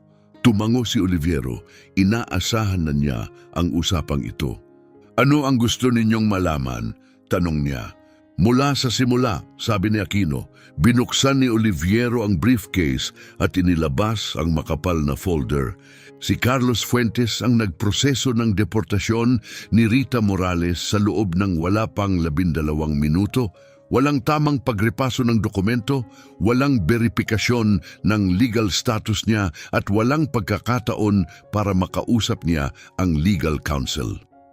Tumingala si Aquino. Technical ba itong illegal? Hindi direkta, sagot ni Oliviero. Pero lubhang hindi karaniwan, lalo na kung ang taong pinoproseso ay may balidong dokumento. Nagsulat si Aquino ng mga tala. May ebidensya ka ba ng mga kaparehong kaso? Meron. 22 karagdagang kaso sa nakalipas na 18 buwan. Lahat pinroseso ni Fuentes. Lahat minadali, lahat sangkot ang mga Latino. Itinulak ni Oliviero ang folder papunta sa kanya. Mga pangalan, mga petsa, mga flight number, mga pangyayari, may ilan na may balidong green card, may iba na may pending asylum applications na hindi man lang na-review ng maayos. Tahimik na sinuri ni Aquino ang mga dokumento. Sa bawat pahina, lalong tumitindi ang bigat ng ekspresyon niya. Paano mo nakuha ang impormasyong ito? Mga Freedom of Information Act request, public records, mga salaysay ng pamilya.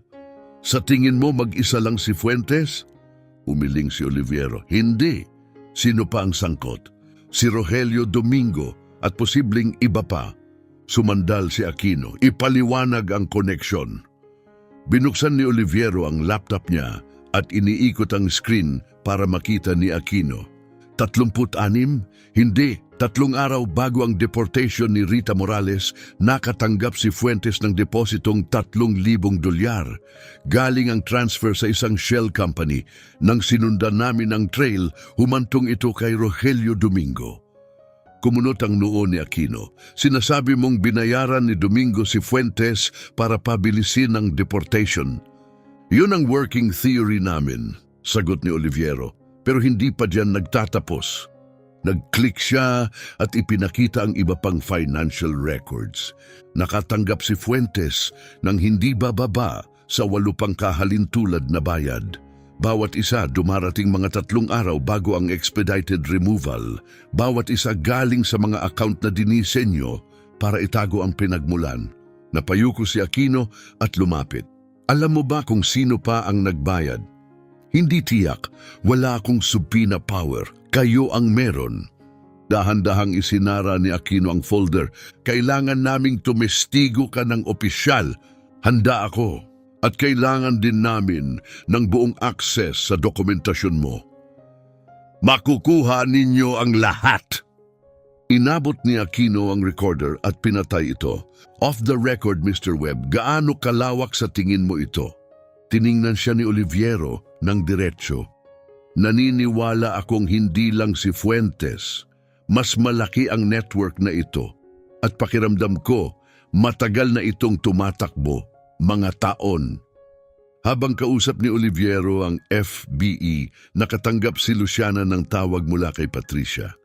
Kailangan mong pumunta rito, madiin at nagmamadali ang boses ni Patricia. Anong nangyari? Pumunta ka sa opisina ko ngayon! Dumating si Luciana pagkalipas ng 15 minuto. Nakabukas ang email sa screen ni Patricia. Ito ang dumating 1 oras na ang nakalipas, sabi ni Patricia. Lumapit si Luciana at binasa. Anonymous ang mensahe. Subject, may mas marami pang biktima. Sa ibaba may listahan, 17 pangalan, mga petsa, mga flight number. Sino ang nagpadala nito? Tanong ni Luciana. Hindi ko alam, pekeng email address. Pero siniguro ko ang mga pangalan. Totoo sila. Lahat sila lumipad sa mga rutang duty si Rogelio Domingo. Parang umalo ng hilo sa sikmura ni Luciana. May nakausap ka na ba? 3 pa lang, yung iba inactive na ang mga numero. At anong sinabi nila? Huminga ng malalim si Patricia. Pare-pareho ang kwento. Dinakip sa gate, kinumpiska ang dokumento, inakusahan ng pagiging illegal. 2 ang na-deport, 1 ang nakapagpatunay ng legal status bago makasakay. Dahan-dahang umupo si Luciana, 17 kumpirmadong pangalan at malamang mas marami pa. Bakit hindi ito naimbestigahan noon? Mariin niyang tanong. May ilang reklamo, mahinang sabi ni Patricia, pero na-archive. Walang follow-up, walang internal review. Sino ang nag-archive? Matalim na tanong ni Luciana. Nag-atubili si Patricia. Mga supervisor, tao sa HR, posibleng may koordinasyon pa sa ilang immigration officer. Ibigay mo sa akin ang mga pangalan. Kinukumpirma ko pa, sagot ni Patricia, pero lampas na ito sa iisang empleyado. Lumapit si Luciana sa bintana. Mula sa 18 palapag, kita niya ang mga eroplano sa malayo na lumalapag. Ilang tao ang may alam? Mahina niyang tanong. Hindi ko alam, pero sapat para maitago ito ng 2 taon. Humarap si Luciana. Gusto ko ng listahan ng lahat ng nagbaliwala sa mga reklamo. Bawat supervisor, bawat manager, bawat opisyal na pumirma. Anong plano mo? Maingat na tanong ni Patricia. Lilinisin ko ang kumpanyang ito, mariing sabi ni Luciana, mula taas hanggang baba. Tumango si Patricia. May preliminary list ka sa loob ng 2 oras. Paglabas ni Luciana sa opisina, tumunog ang telepono niya. Si Oliviero. Nasaan ka? Tanong niya. Paalis sa headquarters. Bakit? Kakatapos ko lang sa FBI. Kailangan nating i-compare ang notes. May mas marami pang biktima, sabi ni Luciana. Alam ko, may nadagdag pang kaso ang bureau. Nagkasundo silang magkita sa isang kafe sa gitna ng kanilang mga lokasyon. Nauna si Oliviero at umorder ng 2 kape. Dumating si Luciana makalipas ang 10 minuto. Pagod pero matatag. Ilan ang kumpirmado? Tanong niya. 22 ang hawak ng FBI, lahat pinroseso ni Fuentes. 17 ang akin na direktang konektado kay Rogelio. May overlap. Binuksan ni Oliviero ang laptop. I-cross-reference natin. Tahimik silang nagtrabaho. Tinutugma ang mga petsa, pangalan at flight number. Pagkatapos, nakilala nila ang 32 natatanging tao. 32 buhay na nabago. Hapon din iyon, may kumatok sa pintuan ng bahay ni Carlos Fuentes, bandang 2:00. Wala siyang inaasahang bisita. Pagbukas niya, 2 FBI agent ang nakatayo. Carlos Fuentes? Tanong ng isa. Oo, may federal warrant kami para kumpiskahin ang financial records at electronic devices mo. Nanlambot ang mga tuhod ni Fuentes. Ano to? Ikaw ay iniimbestigahan para sa korupsyon, panunuhol at abuso ng kapangyarihan. Iniabot ng ahente ang warrant, nanginginig ang kamay ni Fuentes habang binabasa ito. Kailangan kong tawagan ng abogado ko, sabi niya. Pwede, kalmadong sagot ng ahente. Pero papasok na kami ngayon. Lumampas sila sa kanya papasok ng bahay. Nanatiling nakapako si Fuentes sa pintuan. Lumabas ang asawa niya mula sa kusina gulat. Carlos, anong nangyayari? Tawagan mo si Roberto, mabilis niyang sabi. Sabihin mo kailangan ko ng legal representation. Ngayon na. 3 oras na naghanap ang mga ahente. Kinuha ang laptop, telepono, financial statements at mga file mula sa home office. Pag-alis nila, bumagsak si Fuentes sa sofa, nakayuko at hawak ang ulo. Umupo ang asawa niya sa tabi. Anong ginawa mo? Mahina nitong tanong. Wala, automatiko niyang sagot. Ginagawa ko lang ang trabaho ko. Kung ganon, bakit inimbestigahan ka ng FBI? Hindi siya sumagot. Dahil alam niya ang totoo, tumanggap siya ng pera. Nag-aproba siya ng removals nang walang tamang review. Naghiwalay siya ng mga pamilya nang walang pag-aalinlangan. At ngayon, bumabalik ito sa kanya. Tumunog ang telepono niya. Hindi pamilyar na numero. Nag-atubili siya bago sumagot. Hello? Mr. Fuentes, si Special Agent Aquino ito. Kailangan kita sa opisina namin bukas ng 9:00 ng umaga para sa formal na interview. Arestuhin ba ako? Tanong ni Fuentes.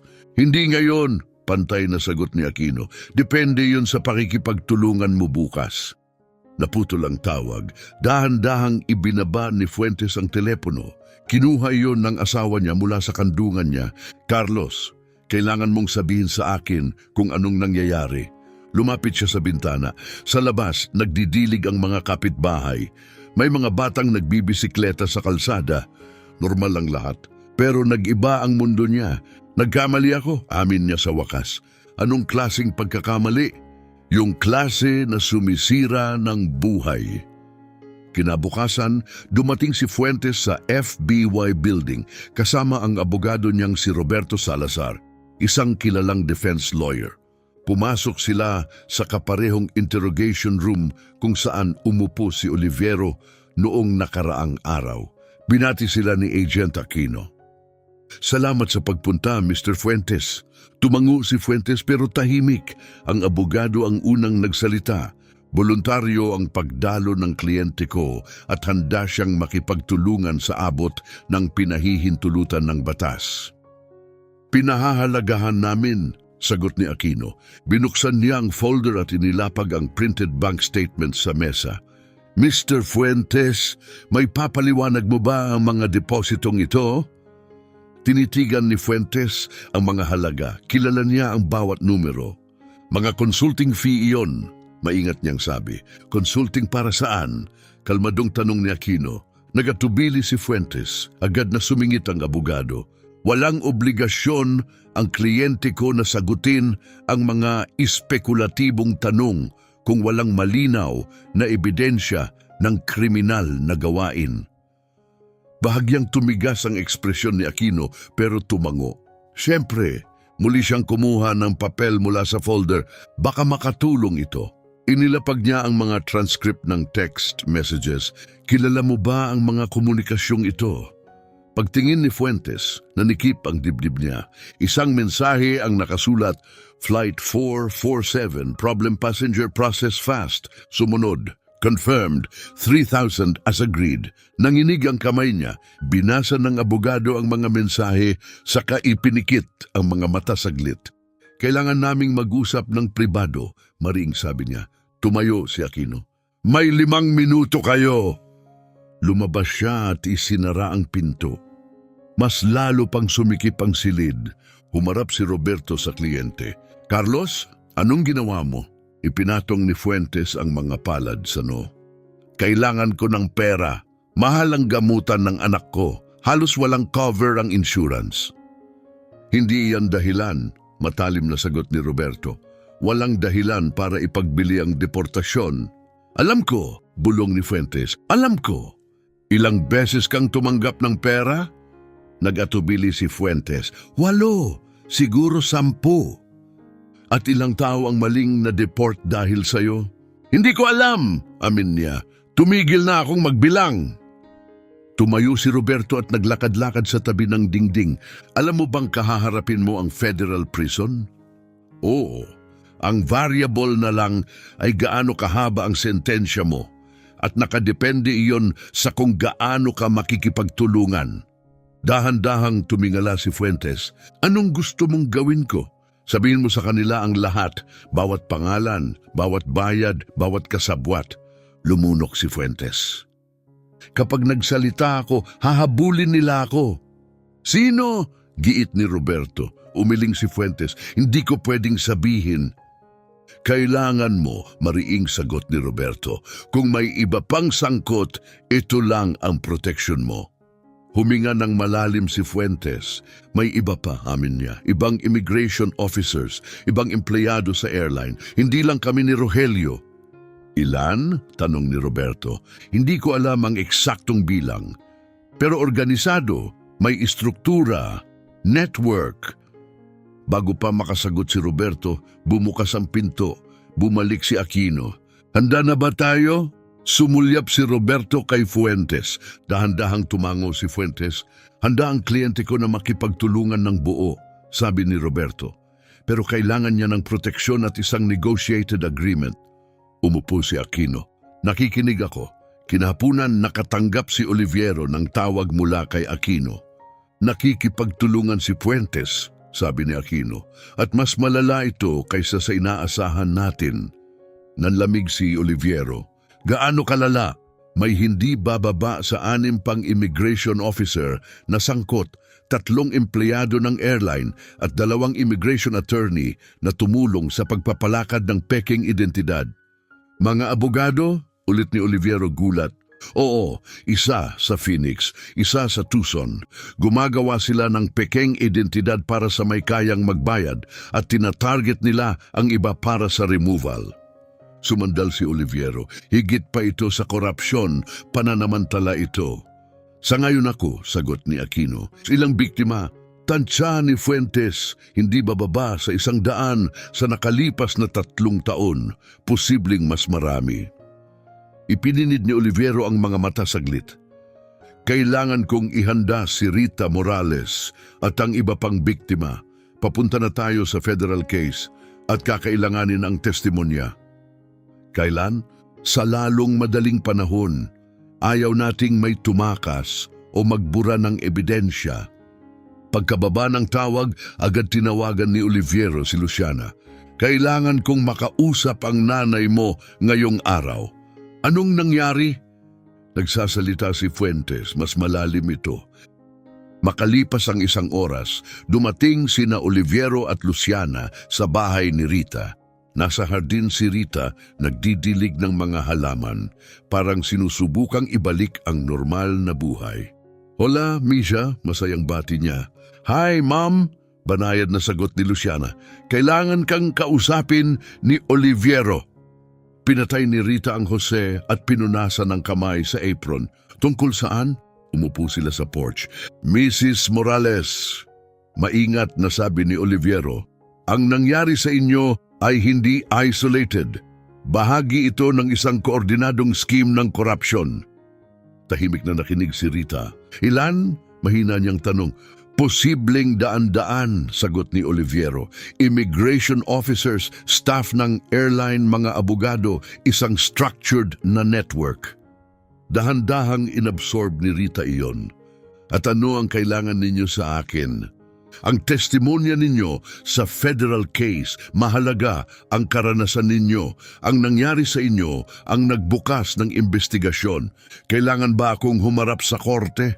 Oo, tapat na sagot ni Oliviero. Posibleng higit sa isang beses. Lumingon si Rita kay Luciana. Ano sa tingin mo? Hinawakan ni Luciana ang kamay niya.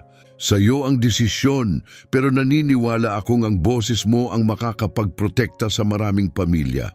Dahan-dahang tumango si Rita. Kung ganon, magpapatotoo ako. Kumuha si Oliviero ng recorder. Pwede ko bang i-record ang buong salaysay ninyo mula sa simula? Oo, sinimulan ni Rita ang pagkwento ng lahat. Ang komprontasyon sa eroplano, ang kahihiyanan ng ninakaw na green card, ang minadaling proseso, ang detention center, ang sandaling bumigay ang katawan niya dahil sa kakulangan ng insulin. Halos 2 oras siyang nagsalita. Tahimik na pinunasan ni Luciana ang luha. Nakinig si Oliviero ng walang putol, paminsan-minsan ay nagsusulat. Pagkatapos halatang pagod si Rita. Sapat na ba? Tanong niya. Higit pa sa sapat, mahina taus-pusong sagot ni Oliviero. Salamat. Dahan-dahang tumayo si Rita. Magkakape ako. Pumasok siya sa loob, nanatiling nakaupo si Luciana. Ano na ngayon? Tanong niya. May mga pag-aresto sa loob ng ilang araw, sagot ni Oliviero. Tapos indictments, tapos trial. Gaano katagal ito? Posibleng taon. Huminga ng malalim si Luciana. Matatag siya, pero natatakot akong mabigat ito sa kanya.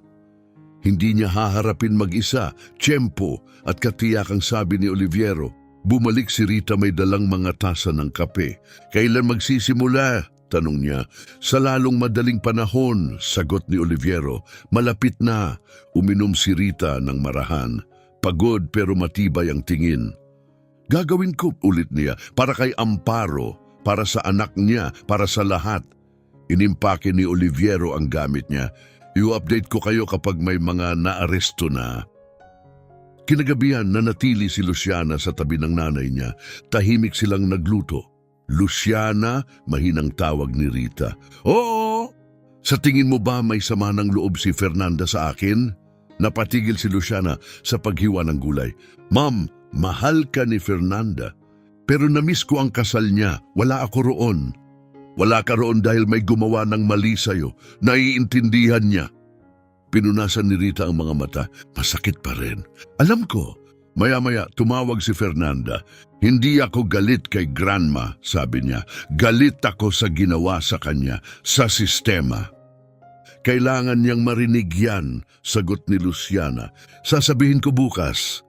Kinabukasan ng umaga, nagsagawa ang FBI ng 6 na magkakaugnay na arrest warrant. 3 immigration officer ang dinakip sa bahay nila. 2 empleyado ng airline ang inaresto sa trabaho. Isang immigration attorney ang nahuli habang sinusubukang tumawid papuntang Mexico. Ang pangalawang attorney wala na. Nawala siya 2 araw bago iyon. Tinawagan ni Aquino si Oliviero. 5 pag-aresto ang kumpleto. At yung nawawala, Ricardo Salinas, abogadong nakabase sa Tucson, may nagbigay ng tip sa kanya. Nanlamig si Oliviero. Mula sa loob, iniimbestigahan namin pero may leak. Hapon niyon sumabog ang balita sa buong bansa. Mga headline sa bawat network, nalantad ang malaking network ng korupsyon. Mahigit 100 posibleng biktima, mga federal arrest na konektado sa maling deportasyon. Puno ang social media ng galit at suporta. Walang tigil ang tawag sa telepono ni Luciana. Karamihan ay binaliwala niya. Pumasok si Patricia sa opisina niya. Gusto kang makita ng board. Kailan? Ngayon na. Umakyat si Luciana sa executive floor. 8 miyembro ng board ang nakaupo sa mahabang conference table. Ang chairman, si James Martinez, ay nakatayo sa tabi ng bintana. Mrs. Morales Garcia, kalmadong sabi niya ay maupo po kayo. Umupo siya. Lahat ng mata sa silid ay nakatutok sa kanya. Na-review na namin ang internal findings, patuloy ni Martinez, at ang lawak ng sitwasyong ito ay lubhang nakababahala. Alam ko, mahina ang sabi ni Luciana. Isang beses tumango si James Martinez bago nagpatuloy. Hindi nag-iisa si Rogelio Domingo. Hindi bababa sa 3 supervisor ang paulit-ulit na nagbaliwala sa mga babala tungkol sa asal niya. Isa sa kanila ang personal na nagtabi at nag-archive ng 7 formal na reklamo sa loob ng 18 buwan. Napahigpit ang kamao ni Luciana, mga pangalan mariin niyang hiling. Hindi nagatubili si Martinez, Steven Peralta, Director of Flight Operations, Margaret Chen, Human Resources Manager, at Daniel Ortega, Security Supervisor. Kilala ni Luciana ang tatlo. Nakatrabaho niya sila ng maraming taon, pinagkatiwalaan, minsan ipinagtanggol pa, nilunok niya ang galit. Ano ang gagawin ninyo tungkol dito? Sinuspinde sila kaninang umaga habang tinatapos namin ang full investigation, sagot ni Martinez. Sumikip ang tingin ni Luciana, hindi sapat yan. Dahan-dahang umupo si Martinez, pinag-iingat ang bawat salita. Ano ang irerekomenda mo? Tanggalin agad, sagot ni Luciana.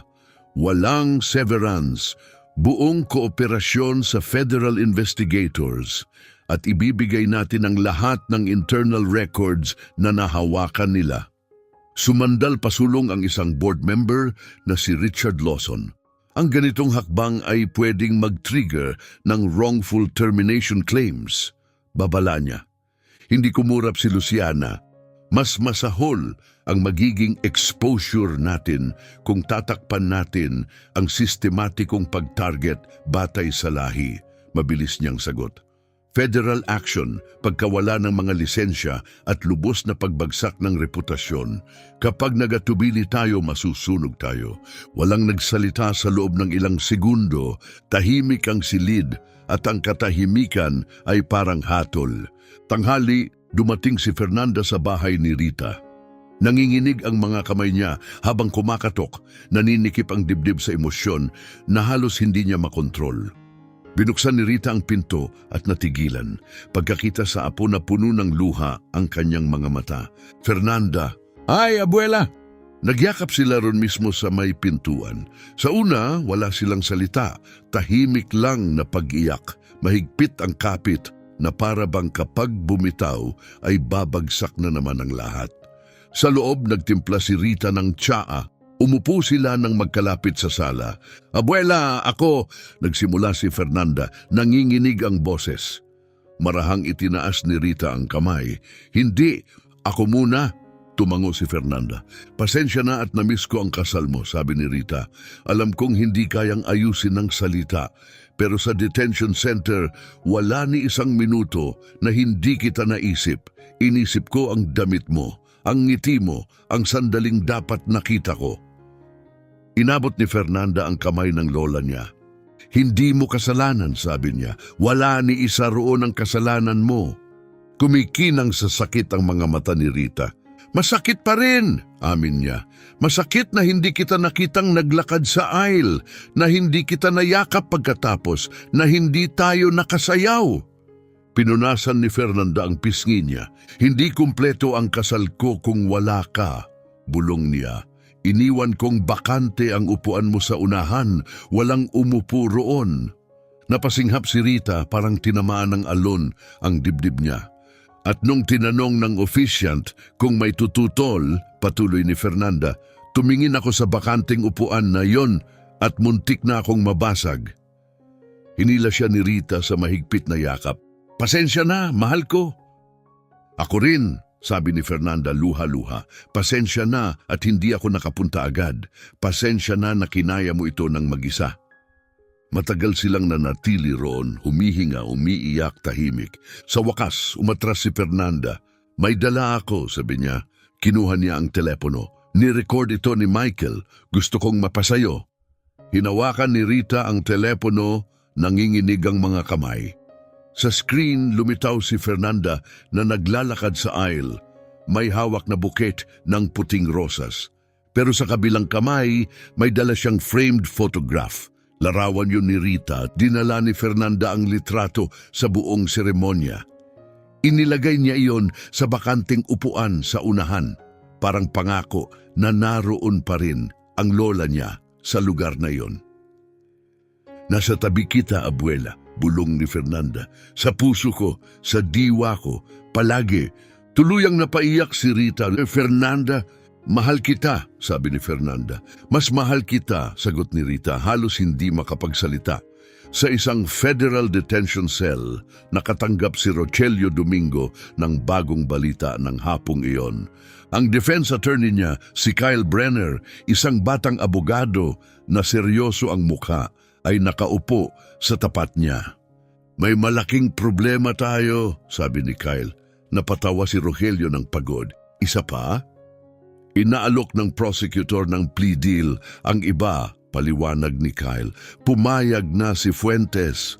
Nakikipag-negotiate na ang ibang opisyal. Tumigas ang mukha ni Rogelio. Ako? Umiling si Kyle. Wala silang iniaalok sa'yo. Gusto ka nilang gawing halimbawa. Namumutla si Rogelio. Anong ibig sabihin yan? Ibig sabihin magti-trial ka, sabi ni Kyle. Kapag napatunayang guilty ka sa lahat ng kaso, pwedeng umabot sa 15 hanggang 20 taon ang sentensya mo. Natulala si Rogelio. May isa pa, dagdag ni Kyle. Nakahanda na ang deportation order mo sa ICE. Pagkatapos ng sentensya mo, ide-deport ka nila pabalik sa Mexico. Bumagsak si Rogelio sa bangko. Wala akong kakilala roon, bulong niya. Umalis ako nung 8 pa lang ako. Tumango si Kyle. Alam ko, pero legal Mexican citizen ka. Pekeng dokumento ang US birth certificate mo. Nanginginig ang boses ni Rogelio. At ang pamilya ko? Nag-atubili si Kyle. Nag-file ng divorce ang asawa mo kaninang umaga. Humihingi siya ng full custody sa mga bata. Tinakpan ni Rogelio ang mukha gamit ang 2 kamay. Hindi ito totoo. Totoo, mahinang sabi ni Kyle. At lalala pa, binabakbak ka ng media, may mga protesta, gusto ng lahat na maparusahan ka. Tumingala si Rogelio. Anong magagawa ko? Binuksan ni Kyle ang briefcase niya. May 100. Umamin ka, makipagtulungan ng buo at tumistigo laban sa lahat ng sangkot. Kapag ginawa mo yan, maaaring ibaba ng prosecutor ang sentensya mo sa mga 10 taon. 10 taon? Ulit ni Rogelio, nanlaki ang mata. Mas mabuti kaysa 20. Lumunok si Rogelio. At pagkatapos, ide-deport ka pa rin, sabi ni Kyle. Pero mas bata ka pa kapag nagsimula kang muli. Tinitigan ni Rogelio ang kulayabong pader ng selda. Mas malamig ang pakiramdam kaysa dati. Gaano katagal ang desisyon ko? 48 oras, sagot ni Kyle. Pag-isipan mo, malamang ito lang ang pagkakataon mong may makontrol, kahit kaunti. Pag-alis ni Kyle, mag-isa si Rogelio, naalala niya si Rita Morales. Ang luha nito, ang nanginginig na boses habang nagmamakaawa na tingnan lang ang petsa. Naalala niya ang mga pamilyang pinahirapan niya, na delay, na pahiya, na hiwalay. At sa unang pagkakataon, may gumalaw sa loob niya, hindi kapayapaan, kundi pagsisisi, at dumating ito ng huli na. Pagkalipas ng 3 araw, tumawag si Oliviero kay Rita. Mrs. Morales, may update ako, sabi ni Oliviero. Mabuting balita ba o masamang balita? Tanong ni Rita. Depende sa pananaw mo, sagot ni Oliviero. Umamin si Rogelio Domingo. Nakikipagtulungan siya. Dahan-dahang umupo si Rita. Anong ibig sabihin nito para sa kanya? Ibig sabihin, wala ng trial, paliwanag ni Oliviero. Sasentensyahan siya ng 10 taon sa kulungan tapos i-deport. Sandaling natahimik si Rita. 10 taon ay hindi sapat, sabi niya sa huli. Pinahiya niya ako, Ninakaw niya ang pinakamahalagang araw ng apo ko. Hindi kayang ayusin ng 10 taon yon. Bihira talagang maramdaman mong patas ang sistema, banayad na sabi ni Oliviero. Sira ang sistema, sagot ni Rita. Hindi nakipagtalo si Oliviero. May isa pa, dagdag niya. Bilang bahagi ng kasunduan, pansamantala siyang ililipat sa parehong detention center kung saan ka na-detain bago siya dalhin sa federal prison. May kakaibang higpit sa dibdib ni Rita. Hindi saya, hindi satisfaction, kundi mas mabigat, mas komplikado. Kailan, tanong niya? Bukas. Pagkababa ng tawag, tumayo si Rita at lumapit sa bintana. Sa labas, may mga batang naglalaro. Maliwanag ang araw, normal ang lahat. Pero ang isip niya hindi na normal. Tuloy-tuloy ang mundo. Pero sa loob ni Rita, may nabago magpakailanman. Dumating si Luciana makalipas ang halos 1 oras. Ayos ka lang ba? Tanong niya. Hindi ko alam, tapat na sagot ni Rita. Umupo sila sa sofa. Sinabi sa akin ni Oliviero na umamin si Rogelio, sabi ni Luciana. 10 taon, ulit ni Rita, 10 lang. Parusa pa rin iyon, sabi ni Luciana. Hinding-hindi iyon sa sapat, sagot ni Rita. Hindi matapos ang ninakaw niya. Yumakap si Luciana sa kanyang ina. Alam ko, ma'am, alam ko. Kinabukasan, dumating si Rogelio sa detention center na nakatanikala at nakaposas. 2 gwardya ang naghatid sa kanya sa parehong hallway na nilakaran ni Rita ilang linggo ang nakalipas. Mechanical at nakakahiya ang intake routine. Kinuha ang mga damit at personal na gamit niya. Binigyan siya ng orange uniform, kinunan ng litrato at kinuha ang fingerprints. Pagkatapos, dinala siya sa Block C, ang parehong wing kung saan na-detain si Rita. Nang magsara ang pintuan ng selda sa likod niya, doon niya unang naramdaman ang totoong takot. Huminto ang isang gwardya malapit sa rehas. Domingo, di ba? Tumango si Rogelio. Oo. Napanood kita sa balita, sabi ng gwardya. Ikaw yung lalaking nagpapadeport ng tao. Tahimik si Rogelio. Maraming nakakakilala sa mukha mo rito, babala ng gwardya. Kung ako sa'yo, mag-iingat ako. Umalis ang gwardya. Umupo si Rogelio sa metal bunk. Amoy disinfectant at kawalan ng pag-asa ang hangin. Umalingaw-ngaw ang mga boses na Espanyol mula sa mga selda. May umiiyak, may sumisigaw ng gamot, eksaktong tulad ng kinuwento ni Rita sa testimonya niya. Ngayon siya na ang nasa loob. Sa kabila ng koridor, nakita siya ni Amparo at natigilan. Pagkatapos, lumapit siya sa rehas. Ikaw, sabi niya, nanginginig ang boses. Dahan-dahang tumingala si Rogelio. Naaalala kita, patuloy ni Amparo. Flight 229 papuntang Houston. Sinabi mong peke ang visa ko. Hindi iyon peke. Dahan-dahang tumayo si Rogelio. Pasensya na. Pasensya. Nanginginig sa galit si Amparo. Alam mo ba kung gaano na ako katagal na nakulong dito? 6 na buwan. 6 na buwan na hindi ko nakikita ang anak ko. 6 na buwan sa bangungot na ito, tapos pasensya lang. Mas maraming detainee ang lumapit, nahila ng tensyon. Yan siya, bulong ng isa. Yung nasa balita. Yung lalaking nagpapadeport kahit may totoong papel, sabi ng isa pa. May sumigaw na babae, pinsan ko na deport ng tulad niya. May green card siya, hindi na namin siya nakita. Nanikip ang paghinga ni Rogelio. Hinampas ng gwardya ang baton sa rehas. Balik sa mga selda. Ngayon, unti-unting umatras ang mga tao, pero nakatitig pa rin sila sa kanya na parang biktima siya. Huling umatras si Amparo. Sana maramdaman mo ang bawat segundong pinaramdam mo sa amin. Humiga si Rogelio at ipinikit ang mga mata, pero hindi dumating ang tulog. Sa labas ng mga pader na iyon, malaya si Rita, buhay siya, kasama niya ang pamilya niya. At siya narito sa parehong lugar kung saan siya nagdusa dahil sa kanya. Sa unang pagkakataon, naunawaan ni Rogelio na pwedeng maging malupit ang hustisya. Ang unang gabi ay parang walang katapusan. Hindi siya nakatulog. Bawat tunog, pinapapikit at pinapasikdo siya. Naririnig niya ang mga usapang Espanyol na halos hindi niya maintindihan. May ubo ng ubo sa katabing selda. May lalaking sumisigaw sa panaginip. Pagsapit ng alas 5, biglang bumukas ang mga ilaw. Hinampas ng gwardya ang rehas. Bangon, almusal sa 10 minuto. Masakit ang katawan ni Rogelio mula sa matigas na kama. Tumayo siyang matigas ang galaw at tumingin sa kalawangin na salamin sa ibabaw ng lababo. Halos hindi na niya makilala ang lalaking nakatitig pabalik sa kanya. Inihatid sila sa cafeteria kasama ang ibang detainee. Lahat ng ulo lumingon sa kanya. May mga bulungan. Inyuko ni Rogelio ang mga mata. Masama ang pagkain, malamig na itlog, tuyong tinapay at matubig na kape na mapait ang lasa. Sinubukan niyang kumain pero sumikmura siya. Domingo, tumingala siya. Nakatayo si Amparo sa tabi ng mesa niya, may dala ring tray. Pwede ba akong umupo? Tanong niya, hindi mabasa ang tono. Kinabahan si Rogelio pero tumango. Umupo siya at matagal siyang pinagmasdan. Alam mo ba kung ilang pamilya ang sinira mo? Tanong ni Amparo. Ako, hindi, amin ni Rogelio. Ako ang may alam, sabi niya.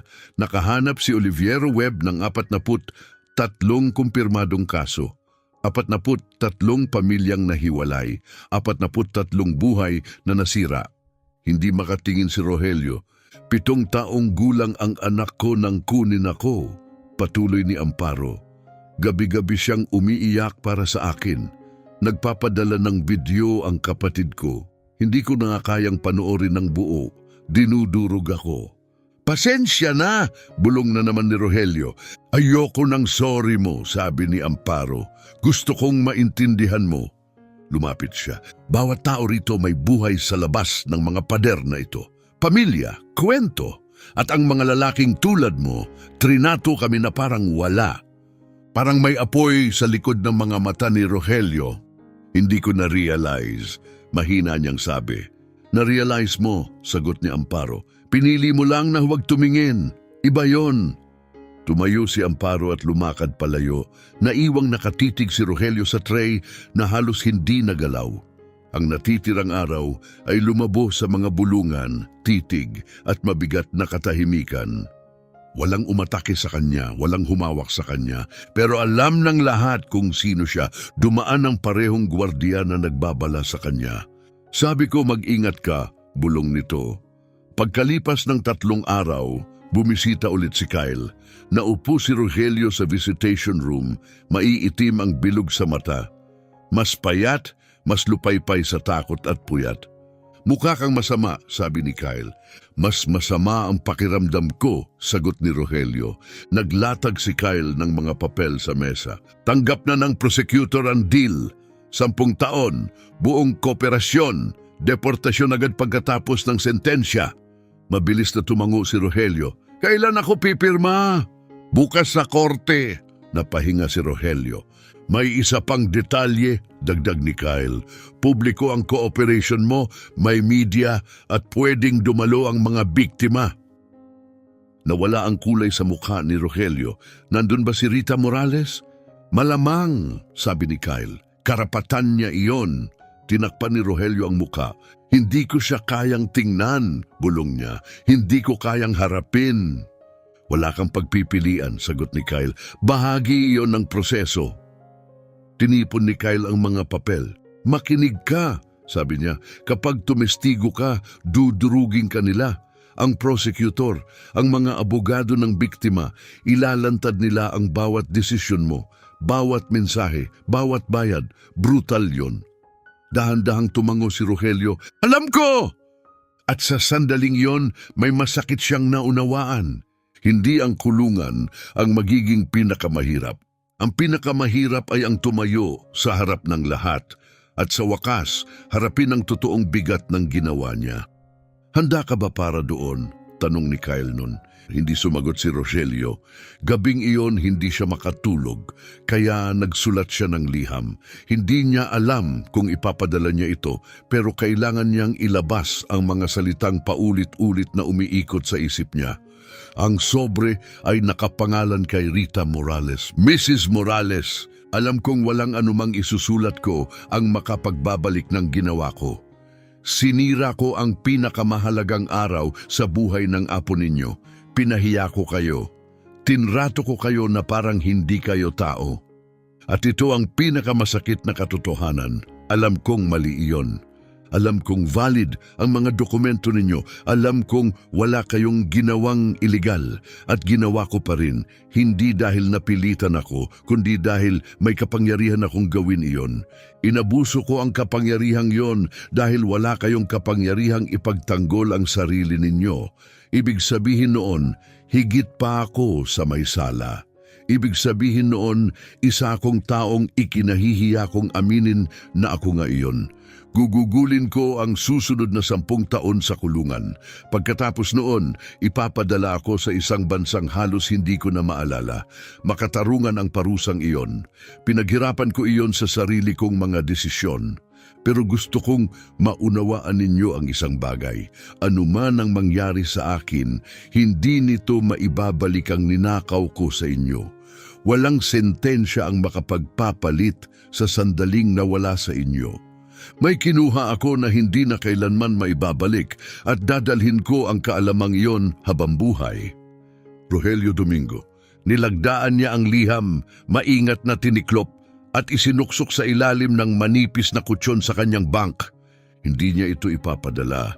Naniniwala siyang wala siyang karapatang humingi kay Rita ng anuman, kahit basahin ang kanyang paghingi ng tawad at lalo na ang kapatawaran. Kinabukasan, naganap ang pagdinig. Isinakay si Rogelio sa isang transport van kasama ang 3 pang detainee. Walang kumausap sa kanya, wala man lang tumingin.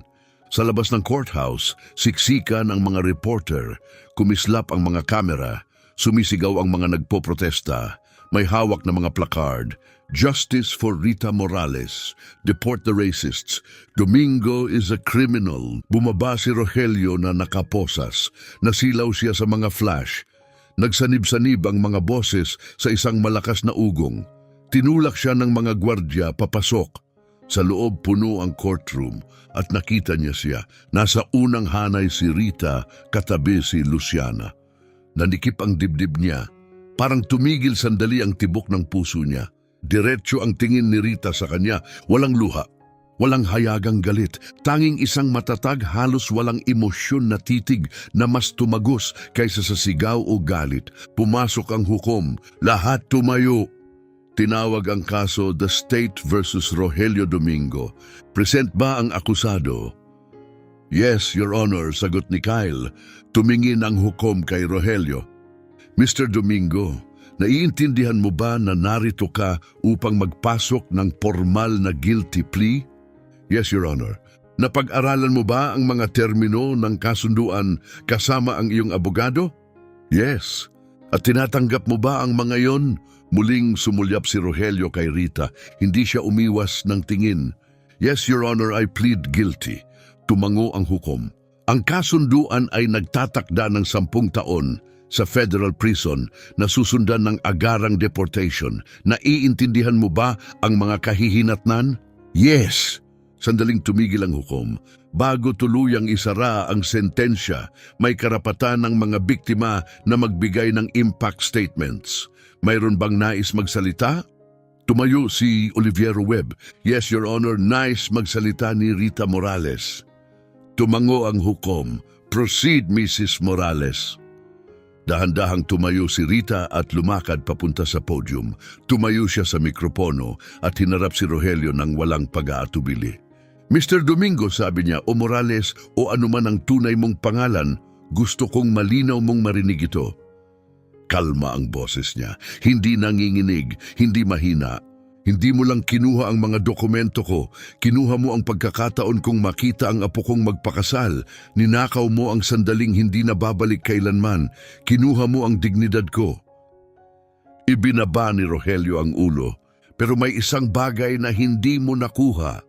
Tumigil siya, hinayaan ang katahimikan, ang pamilya ko, ang pagmamahal ko sa kanila, ang lakas ko.